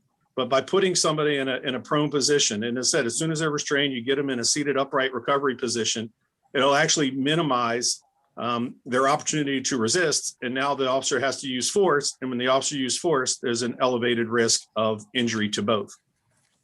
Does that make sense? I guess to train the officers to do it the right way, because if they do it the wrong way, I absolutely agree. You put your knee on somebody's neck, that's absolutely wrong. You put your knee or weight on somebody's back, that's absolutely wrong. just training them to do it the right way, is I think my point. Are there further questions for those in opposition? Hearing and seeing none, thank you all very much. That concludes the testimony for House Bill 500. We're now going to go to House Bill 640, Delegate Ruth. Delegate Ruth is going to testify. Then we'll hear from Stanford Frazier, Munib Lorsabi, Gabriela Sevilla, Jeremy Lemaster, and Edwin Archer. Everyone other than Delegate Ruth will get 2 minutes. She will get 3. We'll hear from Delegate Ruth. It is 2:07. Several committee members have asked about caucus meetings. I haven't seen anything yet, so we're just going to keep plowing through till 3 o'clock, further caucus meetings beyond the Latino caucus I mentioned before. With that, Delegate Ruth, for 3 minutes, please. Thank you, Mr. Chair. Mr. Chair, Madam Vice Chair, members of the committee. House Bill 640 repeals the section of the Criminal Code which says that a person may not willfully fail to obey the reasonable and lawful order that a law enforcement officer makes to prevent a disturbance to the public peace. This law is vague and gives the police broad discretion. It can be used to justify a search when no probable cause exists. Because of implicit bias, one might expect that this law disproportionately harms Black people and people of color, and indeed the data bears that out. Since 2017, 63% of people charged with failure to obey were Black. That's more than double the 31% of the population of Maryland who are Black. Failure to obey also impacts homeless people and people with developmental disabilities who might not be able to comply with an order. The opposition might say that removing this tool will make it harder for police to protect public safety. But the truth is that this law adds little benefit while potentially causing great harm. If someone's actions are criminal, then they can already be charged with a criminal violation. And if there is no criminal behavior, then why should someone be charged with a crime? The consequences of such charges can be devastating, including loss of a job, a home, or custody of a child. It may be hard for us to wrap our minds around this idea that this law is unnecessary and potentially harmful. You know, we're used to thinking that obeying the orders of a police is essential to public safety, but we've seen time and again that the actions of some police officers are not always reasonable or just. Giving them this broad discretionary power opens up the potential for abuse. Any genuine public safety concern can be addressed with other sections of the law. And I will also mention that this is only repealing subsection 2 and only repealing subsection 3. Right before that, in subsection 2, it says a person may not willfully act in a disorderly manner that disturbs the public peace. That is still in, that's not part of the repeal. And that section, you know, could cover many of the actions that, many of the situations that the opponents may say that this law is needed. So if we're serious about ending an unjust system that destroys Black lives, then we must repeal this law, which gives the police too much discretion and power and disproportionately impacts Black, brown, and disabled people. I ask for a favorable report for House Bill 640. Thank you. Thank you very much. We're going to go to Stanford Frazier for 2 minutes. Mr. Frazier. Thank you, Chairman and members of the committee. The law is titled failure to obey a lawful order made to prevent a disturbance of the peace, but on the ground as public defenders, we see it charged any time an individual does not follow the order of a police officer in a situation. Because the law is so vague, it becomes overcharged, and we see it a lot in our misdemeanor courts. One common example of arrest under the statute is often we have clients that want to film either their own incidents, involvement in an officer, or as a bystander, filming incidents involving officers. And officers often say, please don't record me or stop recording. And when these individuals do not stop recording, do not hand over their phone because that's what the officer requested, we've seen clients arrested and charged with failure to obey a lawful order. And even though we can be successful at trial on these cases because it has to be connected to a disturbance of the peace, some of our clients spend a day or maybe a week in jail before they're released on these charges, and having these pending charges on their record has negative collateral consequences. For those reasons, we request a favorable report on this bill. Thank you. For 2 minutes, Munib I mispronounce your name every single time, and I feel very badly about it. Loraspi. It's all right, Chairman. And if it's all right, if Ms. Sevilla could go before me, actually. That's fine. Gabriela Sevilla. For 2 minutes? Yes. Hi, my name is Gabriela Sevilla. I'm a lawyer and Equal Justice Works Fellow at Homeless Persons Representation Project here in Baltimore City. And as my colleagues have said already, failure to obey a lawful order is very vague, broad, and discretion is left up to the officer. The ambiguity creates a lot of stress and anxiety, especially in communities of color, and mistrust, quite frankly, in police. Like, it's been said, failure to obey a lawful order is a little difficult to understand because it could be something as simple as like leaving a public bench. And most folks would think you could stay on a public bench, you have every right to do so. But if a law enforcement officer tells you to leave, you have to. And if not, could lead to an arrest, depending on the officer and how they're feeling that day. There's also, as we mentioned before, a race equity argument. Communities of color have every right to feel that, they are being mistreated by police because the facts just back it up. 63%, of course, of folks who have been charged with failure to obey a lawful order here in Maryland are Black or African American, and they only make up 31% of the population here in Maryland. Also, to bring up what happened 6 years ago with Sandra Bland, she didn't put out a cigarette, right? And the officer yanked her from her car and arrested her for failing to obey a lawful order. Those are the kind of instances you want to prevent. You want to prevent these unnecessary interactions with police and arrests. It also creates a criminal record, right? Criminal records lead to barriers to employment and housing. And we, want to see folks housed. We want to prevent any more barriers to that. And for those reasons, we hope you release a fully favorable report in favor of repeal of failure to obey a lawful order. Thank you. All right, now we'll go back to Munib. Thank you. Thank you, Mr. Chair. My name is Munib Larasby. I am a decriminalization and human rights attorney with Disability Rights Maryland, here to express DRM's strong support for House Bill 640. The interpretive discretion that Ms. Sevilla and Delegate Ruth have mentioned allows police to criminalize an action even if the person cannot obey, right? So speaking as a disability rights advocate, there's concern about folks maybe with physical disabilities, right? Maybe due to mobility issues, they can't obey to a level that's satisfactory to the officer, right? Because again, they have interpretive discretion to determine when that's been hit. Someone with cognitive or behavioral health limitations might not even be able to understand the order in the first place, right? So there's a lot of concern with police officers who might not have the right training or patience, frankly, to work through those communication issues. There are also language access issues, right? I'm the son of 2 immigrants who speak English as a second language, and there always is fear, right? That there might just be something lost in translation there, and the situation can escalate to, unfortunately, a worst case scenario, maybe even like, that could be a use of force incident, which I'm sure we all don't want to see. So speaking of that too, failure to obey is a non-violent offense that does nothing to protect public safety. As Delegate Ruth mentioned, there are a number of other crimes that can be charged when there's a legitimate threat to the safety of an officer or to public safety in general. And also, as Delegate Ruth mentioned, this subsection only applies, it's the most broad one basically that applies to any quote unquote reasonable or lawful order as determined by the officer. There's also another subsection that deals with disorderly conduct that disturbs the public peace. So I think the only feedback we've gotten from police is that this might interfere with sort of, organizing a crime scene maybe, or dispersing a crowd, excuse me. So again, subsection 2 would continue to cover those instances, and other crimes can cover violent incidents, whereas this, sort of just acts as, something to substantiate police orders when, again, that's not necessary, and we don't need to be creating barriers to housing or employment based off of this. So with that, I'd like to, thank you for my time and would be happy to answer any questions.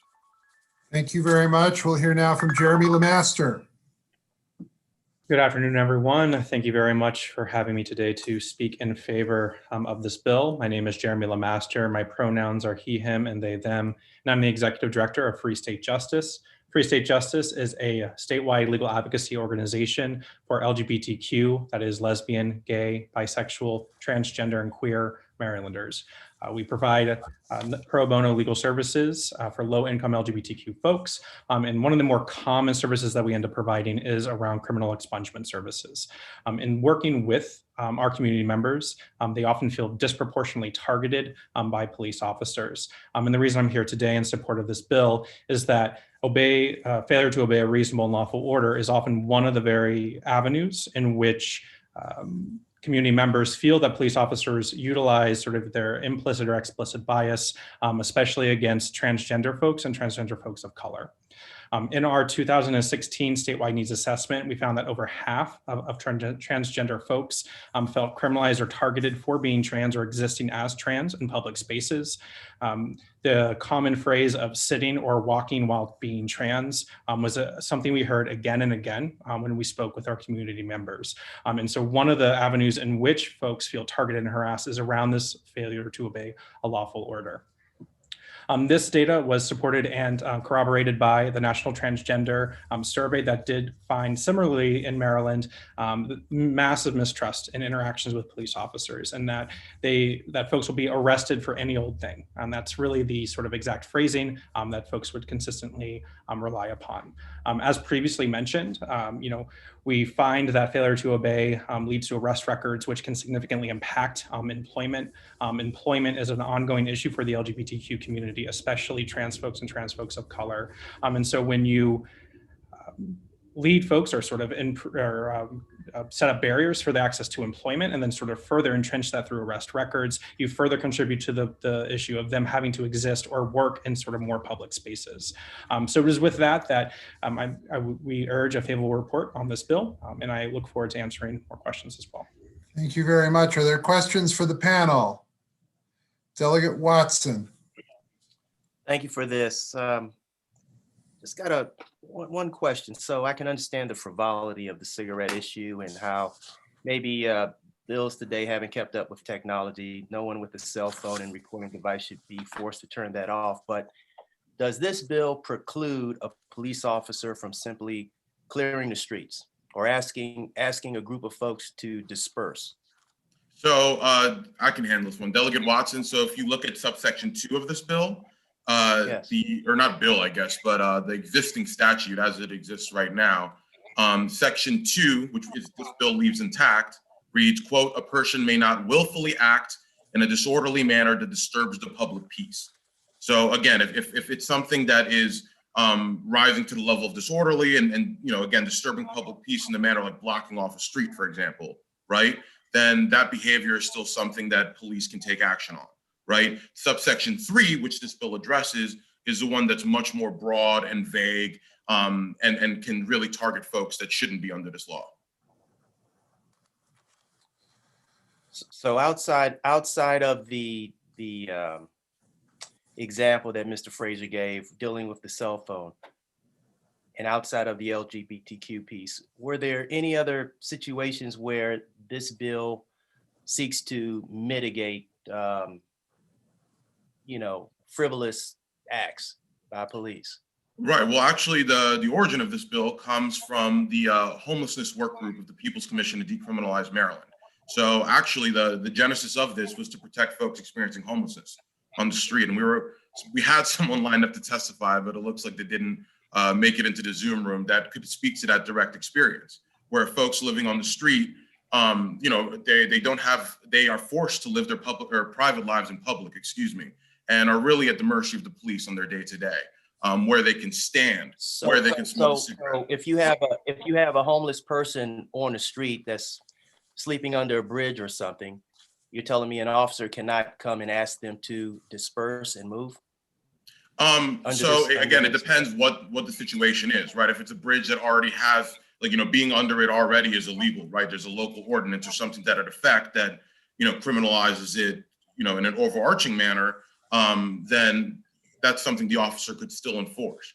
But if it's just a bridge that is just there, right, then yes, we do not think that a police should be able to clear them with the threat of criminal penalties, right?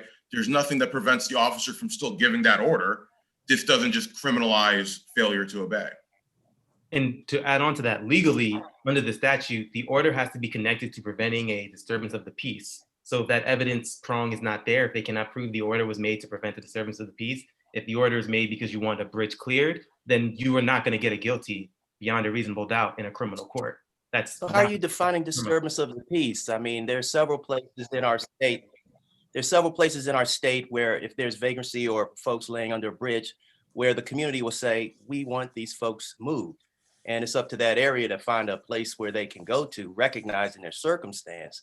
But what I hear you saying is that police have no recourse, and neither would the citizens if they're not breaking the law, but they're just laying on the street. I mean, Well, Delegate Watson, if I may, I would believe that those folks experiencing homelessness are part of the community as well, right? It's not just the folks that are putting in complaints. And we do want to make sure that folks on the street, are prioritized in the same way that any other citizen are. And again, the officer can still give out orders to clear the space. We just don't think that there should be criminal penalties for that order. And Delegate, we'd like to remind. No, I don't dispute that. But what you're saying, excuse me, Mr. Frazier, what you're saying is that they would not have to comply, right? Not under threat of criminal penalty, no. And Delegate, I would just like to note, under the Maryland Article of Rights, as well as the Fourth Amendment of the Constitution, right? You cannot have unlawful searches, seizures, or detentions of individuals of their belongings or their persons. So the whole point of our criminal statutes, right, as well as our Maryland Constitution, as well as the federal Constitution, is that in order to detain someone or to arrest someone, you either need probable cause of crime being committed, right? Or you need reasonable. No, I'm not questioning that. Wait a minute, I understand all of that. That's easily understandable. I'm talking about just the subtle pieces that it looks subject to a lot of subjectivity on the part of the officer. I mean, it seems like you're taking away a tool, and granted, it is subjective. Okay, I will acknowledge that. But if I can't, call a police officer and say, I'd like, these group of folks to move to from across the street from me to someplace else, and no, they're not committing a crime. These folks don't have to move. And again, Delegate Watson, that's correct. If they're not violating any other crimes and they're just standing there or existing there across the street, then we believe they should have a right to do so without a threat of criminal penalty or contact with the justice system. All right, thanks. Could I ask if Ms. Sevilla has anything to add? I would just like to add that, we're trying to decriminalize Maryland. That's why we're here. We're trying to prevent, unnecessary arrests that have no interest in, supporting public safety, right? And that's what we're trying to do. And that's exactly, I think, the case we presented here.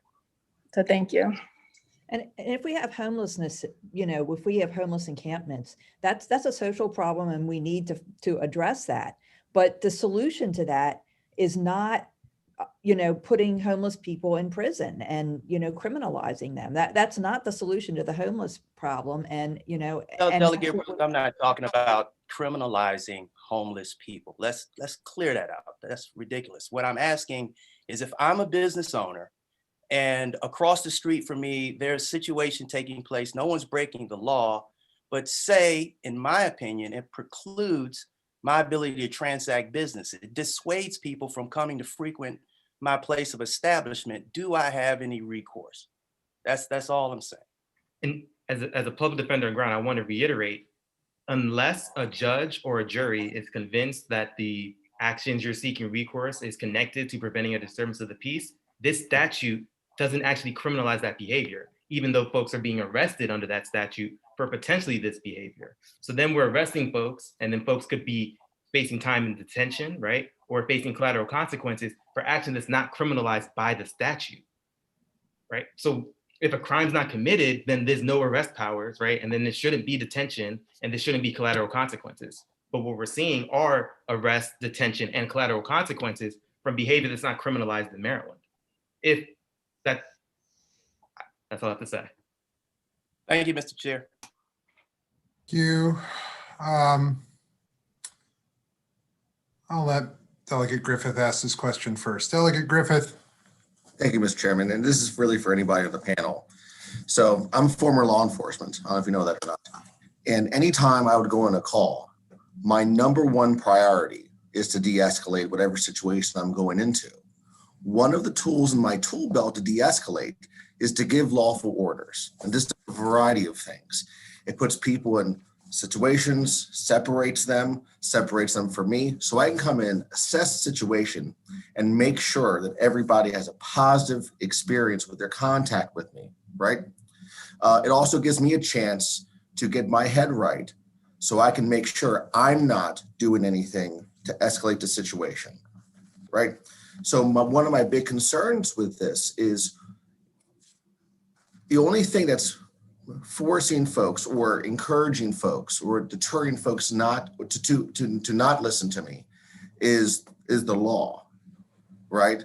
So if I come in, I say X, Y, and Z, the threat shouldn't be my presence. The threat certainly should not be my weapon, right? The threat should only be the fact that I'm a law enforcement officer. I'm giving you a lawful order to please do this so we can de-escalate and let's get out of the situation peacefully and everything's good to go. So what you're saying is if this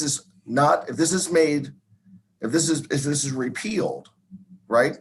What is my next step then to compel somebody to listen to me, if not for a very simple rule of law? Delegate. So I can, oh, sorry, Delegate Ruth, go ahead, I'm sorry. Delegate, thank you for the question. And if I could just say, I don't think that people in that situation are thinking, oh, this law exists, I better obey. I think that if a police officer gives me an order, I'm going to obey it because you have the authority of the badge and the uniform. And, I'm not. This bill takes that authority away. No, it doesn't take away the authority to give orders. It just takes away the ability to arrest people when they don't obey those orders. The authority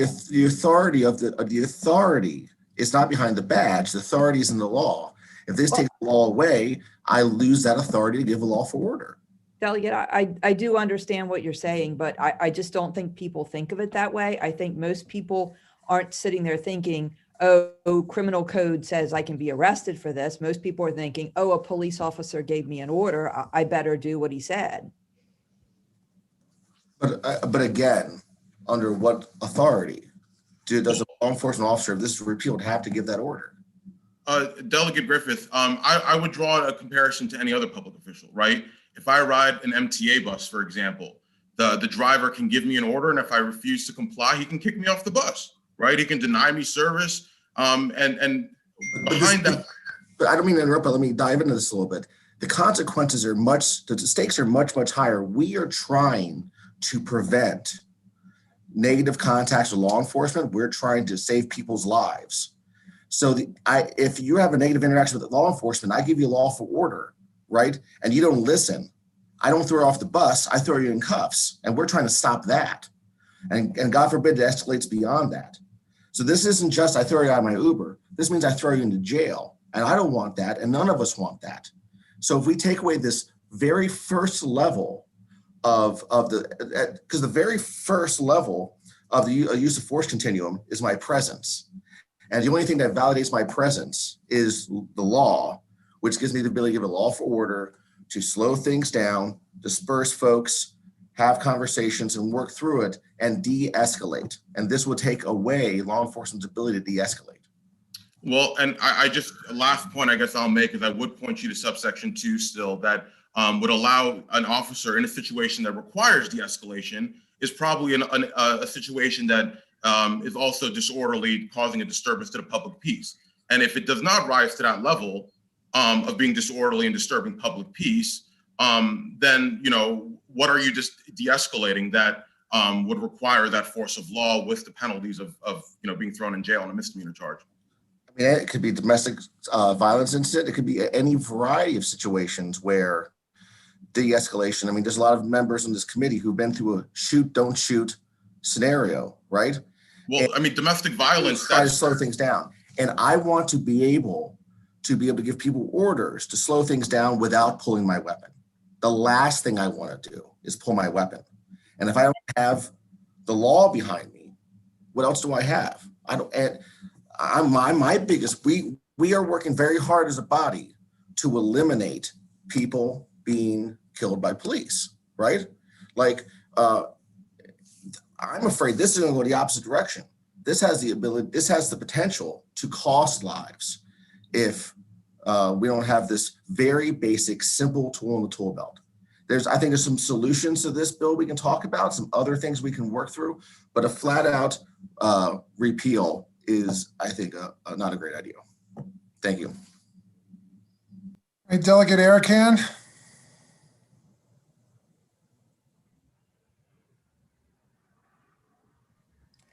Thanks, Mr. Chair. To the maker of the bill, is this bill modeled after the ordinances in Los Angeles, tent cities being built outside of businesses and police officers being unable to move those people? No, thank you, Delegate, but no. It looks like it may have the exact same impact, though. I'm not sure exactly what you're referring to with those, but no, this is not intended for anything like that. So you're saying under this bill, if a group of people set up tents in front of a business, this would not prevent the police from lawfully ordering them to remove their tents and get off of that sidewalk? This bill would not prevent that. They'd still be able to remove those people from the sidewalk and their tents from in front of a business? Delegate, if they're blocking a business, then they're trespassing, and I believe that that's something that they could be charged with. But you know, no, this would be on a public sidewalk. So that there's a business door. That door is not blocked, but all along the sidewalks on either side, there are tent cities set up in Los Angeles County, and the police are not permitted to tell those folks they cannot stay there, and so the businesses die because people don't want to step over that kind of situation on their way to a daycare or a restaurant. So the businesses kills the neighborhood. I just want to make sure that your bill does not do that. If I could say something, I think if we're concerned about, the rise of tent cities and stuff, we need to, divert our attention to making sure we have, proper like eviction defense and money towards housing and shelters. That's not what we're trying to do. We're trying to prevent harm and interactions with the criminal justice system. We're not trying to, create this tent city paradise. I think we were just trying to reduce harm. It's not a paradise. It's not a barriers. paradise for the people living in it, and it's not a paradise for the other folks that are not homeless. No, definitely not. We were just trying to reduce the impact of the criminal justice system on people of color and people experiencing homelessness. And as Jeremy, who also represents Free State Justice, like people who belong to the TLGBTQ community. I think just to kind of underscore, I think the thread that keeps coming up is all these case examples that are being raised, there are criminal charges for that. And so even in, what is being raised here, that very much is disturbing the peace and disorderly conduct. These things, there exists codes that people could be charged or arrested for. And so what we're really focusing on with this piece is reducing that failure to obey as a criminal offense. We don't want that to be a criminal offense. This is not removing the ability for folks to give orders. This is not removing the ability for folks to be criminalized for breaking the law. There are tons of— Okay, so if I set up a tent and I tell the police officer that comes to get me to move that I'm there as a protester, he can't ask me to leave anymore. Yes, he can, and he can charge you with disturbing the peace. But I'm not disturbing the peace, I'm protesting. Well, Delegate, I believe protesting is protected under the First Amendment. I know, but if I'm setting up a tent city, right now, he can just tell me, I'm sorry, I'm ordering you to move. And I would have to comply because that's the rule. But if this bill passes and he tells me I have to leave, I don't have to leave anymore. I can just sit there and say, yeah, there's no law that says I have to leave. No, but our point is there is a law. This is very much in. Then why does this bill the necessary? public peace and disorderly conduct. If there is already a law, why is this bill necessary then? Because this is an extra law that further criminalizes folks, right? It goes in tandem with these other codes. We're reducing these additional criminalization of folks. Where else is this bill? What other states have this law? We're at 10201 in the criminal code. No, I mean other states. What other states have this law in place? Delegate, I'm not sure I can find that information out for you. All right, thank you. Other states might have this. Okay, thank you, Delegate Ruth. I would appreciate that. Thank you, Mr. Chairman.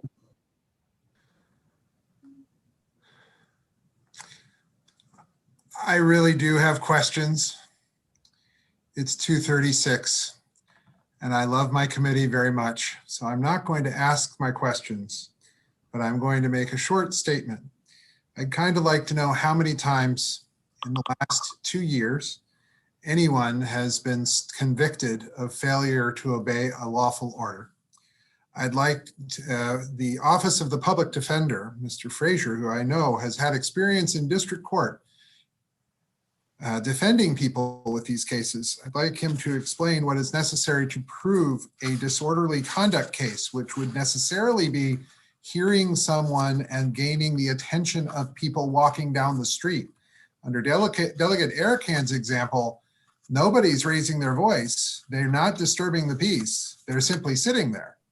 There's a distinction, and that's why there's a distinction within the law. And I think a couple times it was stated that disorderly conduct was the other option here, but there are times where it's not disorderly conduct. They're ordered to leave and they don't leave. But I also would, if I was going to ask a question, I would ask also the Office of the Public Defender what the maximum penalty for this is and whether it can be charged by citation. I believe it can. With that, I'm going to stop because I'm being snarky and the vice chair is going to yell at me later for that, and I don't blame her for it. And I apologize to the panelists because I do know that this is an important issue, and it in fact does impact a lot of people. So I do accept that. I just think the premise is maybe a little broken in some of the testimony. But with that, I'm going to now, I guess, hear from the opponents who are here to testify. And they are Scott Schellenberger, Steve Kroll, Vince McAvoy, Billy Katzeff. Let's hear from them.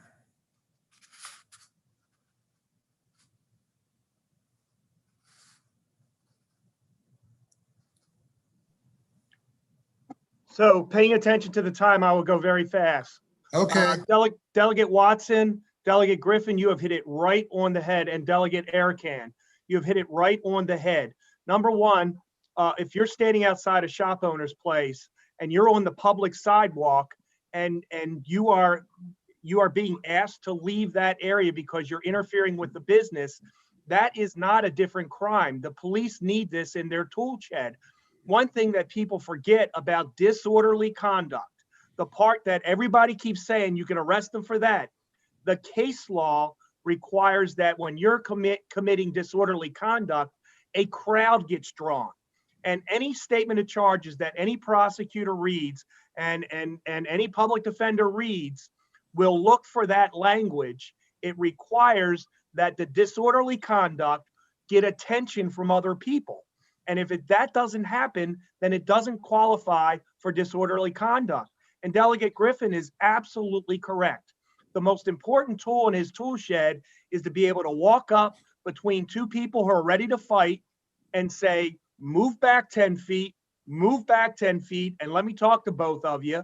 And when they say, I'm not going to do it, that, Delegate Ruth, is when Officer Griffin says, well, the law says you have to obey a lawful order of a police officer, and if you don't back up, you're going to be arrested. And guess what, folks? People back up.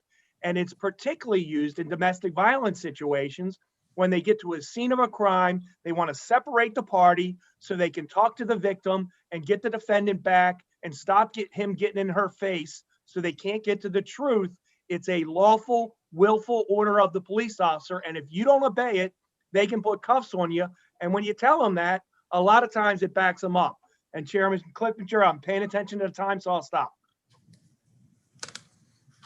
That is a reasonable thing to do. You are obeying my reasonable lawful order. We'll go to Steve Kroll now.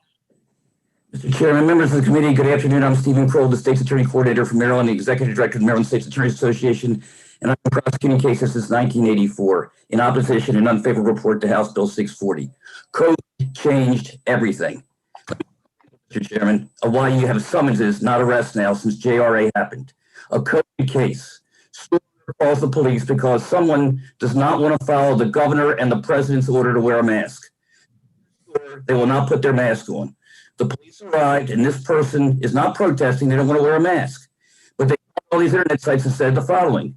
They can't charge you with disorderly conduct. They can't charge you with disturbing the peace. They can't charge you with the governor's order if you just go into the corner away from everybody and not wear your mask. At that time, and what are they supposed to do? They got to stop this super spreader from spreading everything they can because they're not wearing a mask.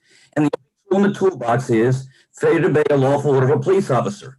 So for the good of the will, the good of the public, and to stop the spread of COVID, they've got to tell that person 3 times. They tell them 3 times, put your mask on. And after they don't put their mask on, they issue a summons. They do not arrest. They do not arrest. They issue a summons. And guess what, ladies and gentlemen of the committee? It is working. We are not arresting. And once they get the summons, they leave the store or they put their mask on. We are trying to not accelerate, but de-accelerate things. And this situation is working. And the only tool that we have found is this particular statute. So for the public good and public safety, do not repeal it. And we're asking for an unfavorable report as to House Bill 640. Thank you. Vince McAvoy for 2 minutes. Thank you so much, committee. I appreciate what you and what got muted there. Can you hear me all right? Yes. Okay, something happened there. All right, so I just appreciate your comments on all that. I'm just going to be quick and say that when I hear things that it's vague and gives broad ability or any old thing, these are typically spoken by people who may not acknowledge or care when a law is broken or a community destroyed or impacted. The proponents of the bill put forth instances of mistreatment and every when we are talking about officers being racist, and I actually want to start with this, but you know, Delegate Griffith, I didn't know this was law enforcement. And when people come into committee, whether there are proponents or whether they are states legislators, and they're making these broad statements, you're talking about people like Delegate Griffith, and that should be offensive. To just make broad statements like this is happening because cops are racist. And you just heard a fair-minded delegate tell you in very straight and balanced terms that he wanted to avoid these type of things. So let's keep that in mind. I'll go back to my testimony now. But the fact is that crime is rising throughout the nation, including our area, including in the counties. Homicide record rates double in some places, including counties. And so this bill is not appropriate. So I highlight the videos that I sent for HB 139, resent now for HB 500. In the first video, the woman who was arrested in the space of 30 seconds ignored lawful orders twice before assaulting the officer. In the second video, in the course of 90 seconds, lawful orders, including arrest attempts, were ignored at least 7 times, resulting in both officers being assaulted, additional units called, the man shoved the arrestee, the person arrested, face shoved in the concrete, command officer called to the scene. I urge an unfavorable. We really need to vet these kind of bills. They seem harmful. Thank you for your time, committee. Have a great weekend. Thank you very much. Are there questions for the panel? I didn't see Billy Katzif. Are there questions for the panel? Seeing none. Thank you all very much. That concludes the testimony for House Bill 640, our penultimate bill of the day. Now we have Delegate Fisher's bill. This is exactly what I wanted to be, House Bill 365. It is our last bill. We're going to go ahead. I'm looking at my Republican friends, and I understand that the Republicans are caucusing right now. I don't know if the Democrats are planning on caucusing right now. We have had no indication that the Democrats are. Not yet, Mr. Chair. Yeah, well, I'm a little leery of starting another bill, but at the same time, I think that we want to get this bill moving and then we'll be done. So I think that's what we're going to do. With respect to my friends in the Republican caucus, many of whom I believe are operating on 2 screens right now, I think that is just what we're going to have to do.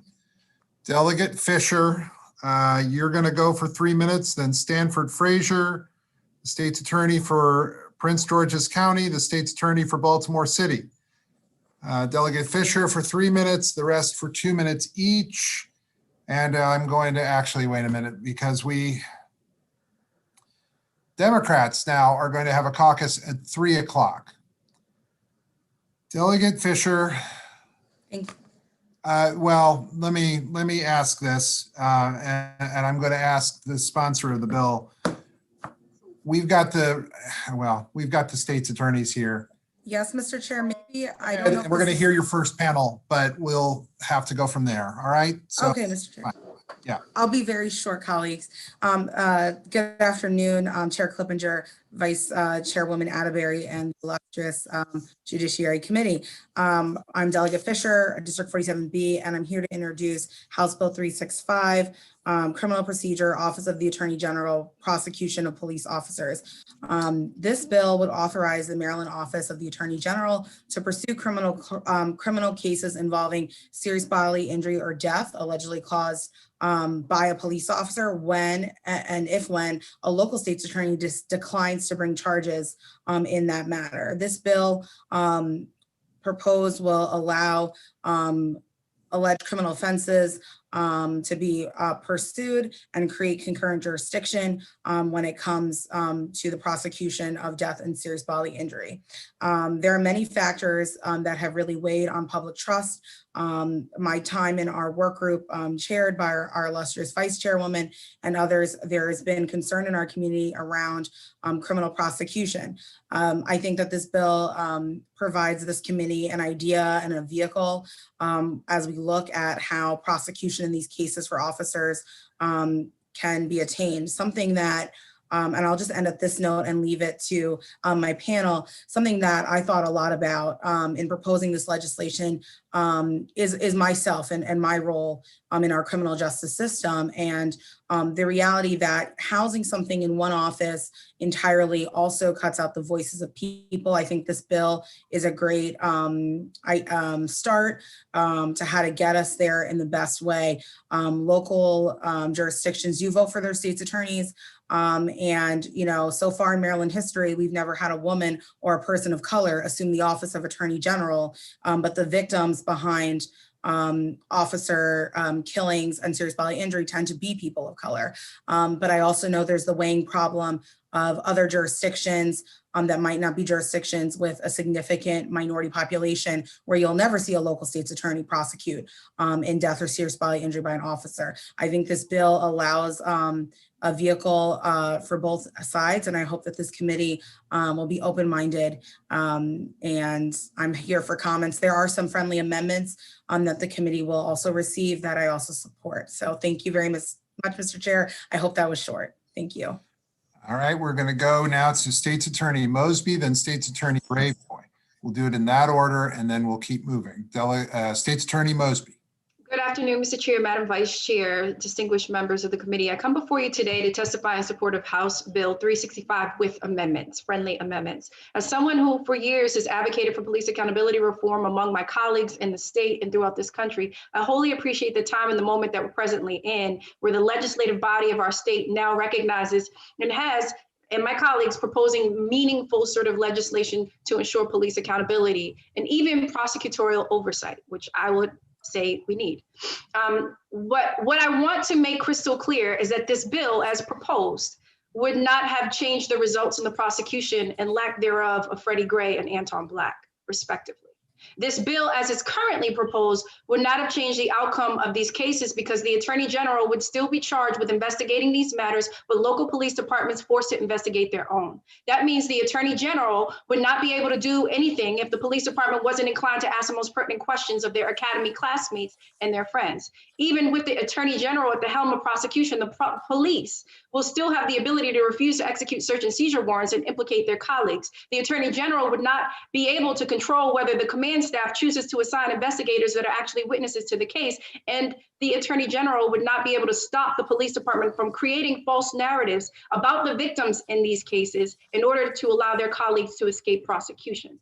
This bill does ensure oversight, but what we need to address is the number one systemic problem in all prosecutions, which is police investigating themselves. The investigation is the most important stage of any prosecution and arriving at that decision to prosecute, as well as the success of that prosecution, is only as good as your investigation, which is why we are proposing that local prosecutors work with an independent police agency. And if and when that local prosecutor elects to prosecute, does not elect to prosecute, there would be a level of oversight which would allow the Attorney General to then step in. This system of independence would have definitely changed the outcome of the Freddie Gray case, but the additional level of oversight which is being proposed may have changed the outcome in Anton Black's case. Recognizing the unique moment that we're currently in, we all have to recognize the number of Black lives that are at stake. Let's not drop the ball and implement policies and laws that will not effectuate the type of change that we hope to achieve.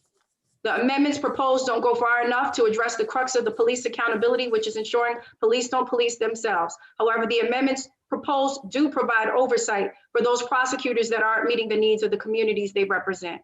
It is for these reasons that I urge these amendments, as well as the inclusion of an amendment that would allow for independent police agency to work with local prosecutors in the investigation of these matters. Thank you. Thank you very much. Attorney Braveboy, please. Thank you very much, Mr. Chair. Good afternoon, Mr. Chair, Madam Vice Chair, and members of the committee. For the record, I'm Aisha Braveboy, State's Attorney for Prince George's County. As State's Attorney, I endeavor to be fair and transparent when it comes to prosecuting cases in Prince George's County. As we all know, crime is personal, especially if those crimes are committed by individuals who are sworn to protect and serve our community. That is why I created the Public Integrity Unit, which is responsible for investigating and prosecuting anyone in a position of authority in Prince George's County. When there are criminal allegations regarding a police officer or a special police officer's use of force, my Public Integrity Unit employs independent use of force experts and any other independent expert whose review would be relevant to a charging decision. The residents of Prince George's County have given me their trust to ensure that justice is done. Sometimes this results in a criminal charge. Over the past 2 years since I've been State's Attorney, we have obtained convictions on assault, misconduct, and sexual assault against police officers. We currently have cases pending for rape, assault, and even murder against police officers. But there have been cases where a review of the evidence and with the independent experts' opinions, we have determined that charges were not warranted. This is my job as the elected State's Attorney, to make these hard decisions, and I do not take them lightly. But we also understand the importance of reform and accountability. And the amendments that were referred to, we fully support. My office fully supports any of our decisions to decline to prosecute being reviewed by the Attorney General's office. The reason why we support that is because we do our due diligence. We are confident that we have done the best job we can do and made the appropriate decision. So my office doesn't mind being reviewed. And I think it's important that there is a level of accountability in review. But I also think it's very important that the local State's Attorney, who was elected by the residents and voters of that jurisdiction, be held accountable to them. And the only way we can do that is to ensure that the local prosecutor has the first opportunity to make the decision. If they decline to prosecute, then the Attorney General's office should certainly review those decisions and make their own independent decision. So for those reasons, I support this bill with the amendments. Thank you. Thank you very much. Stanford Frazier for 2 minutes, please. Thank you, Chairperson and the members of the committee. The Office of the Public Defender supports this legislation and requests a favorable reading of this bill. As lawyers, we often are trained in ethics and understanding how potential conflicts of interest arise in our work. I apologize. A common example is sometimes there are multiple individuals charged in a single case. Another uncommon example, but that does happen, is sometimes I realize that one of my clients, the alleged victim in the matter, is actually a former client of mine.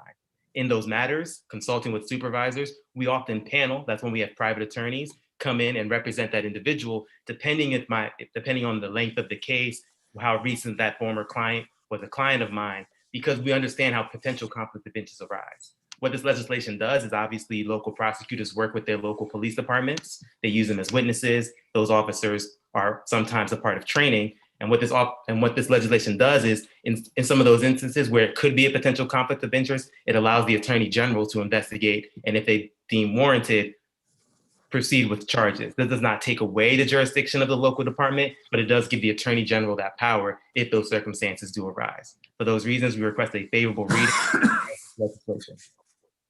Thank you very much. Are there questions for the panel?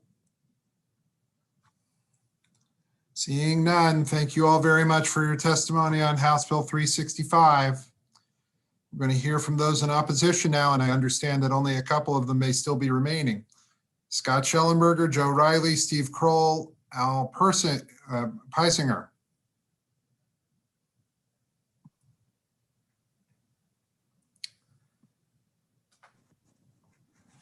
I'm going to have to keep this relatively close and tight. So whoever would like to go first, Mr. Schellenberger.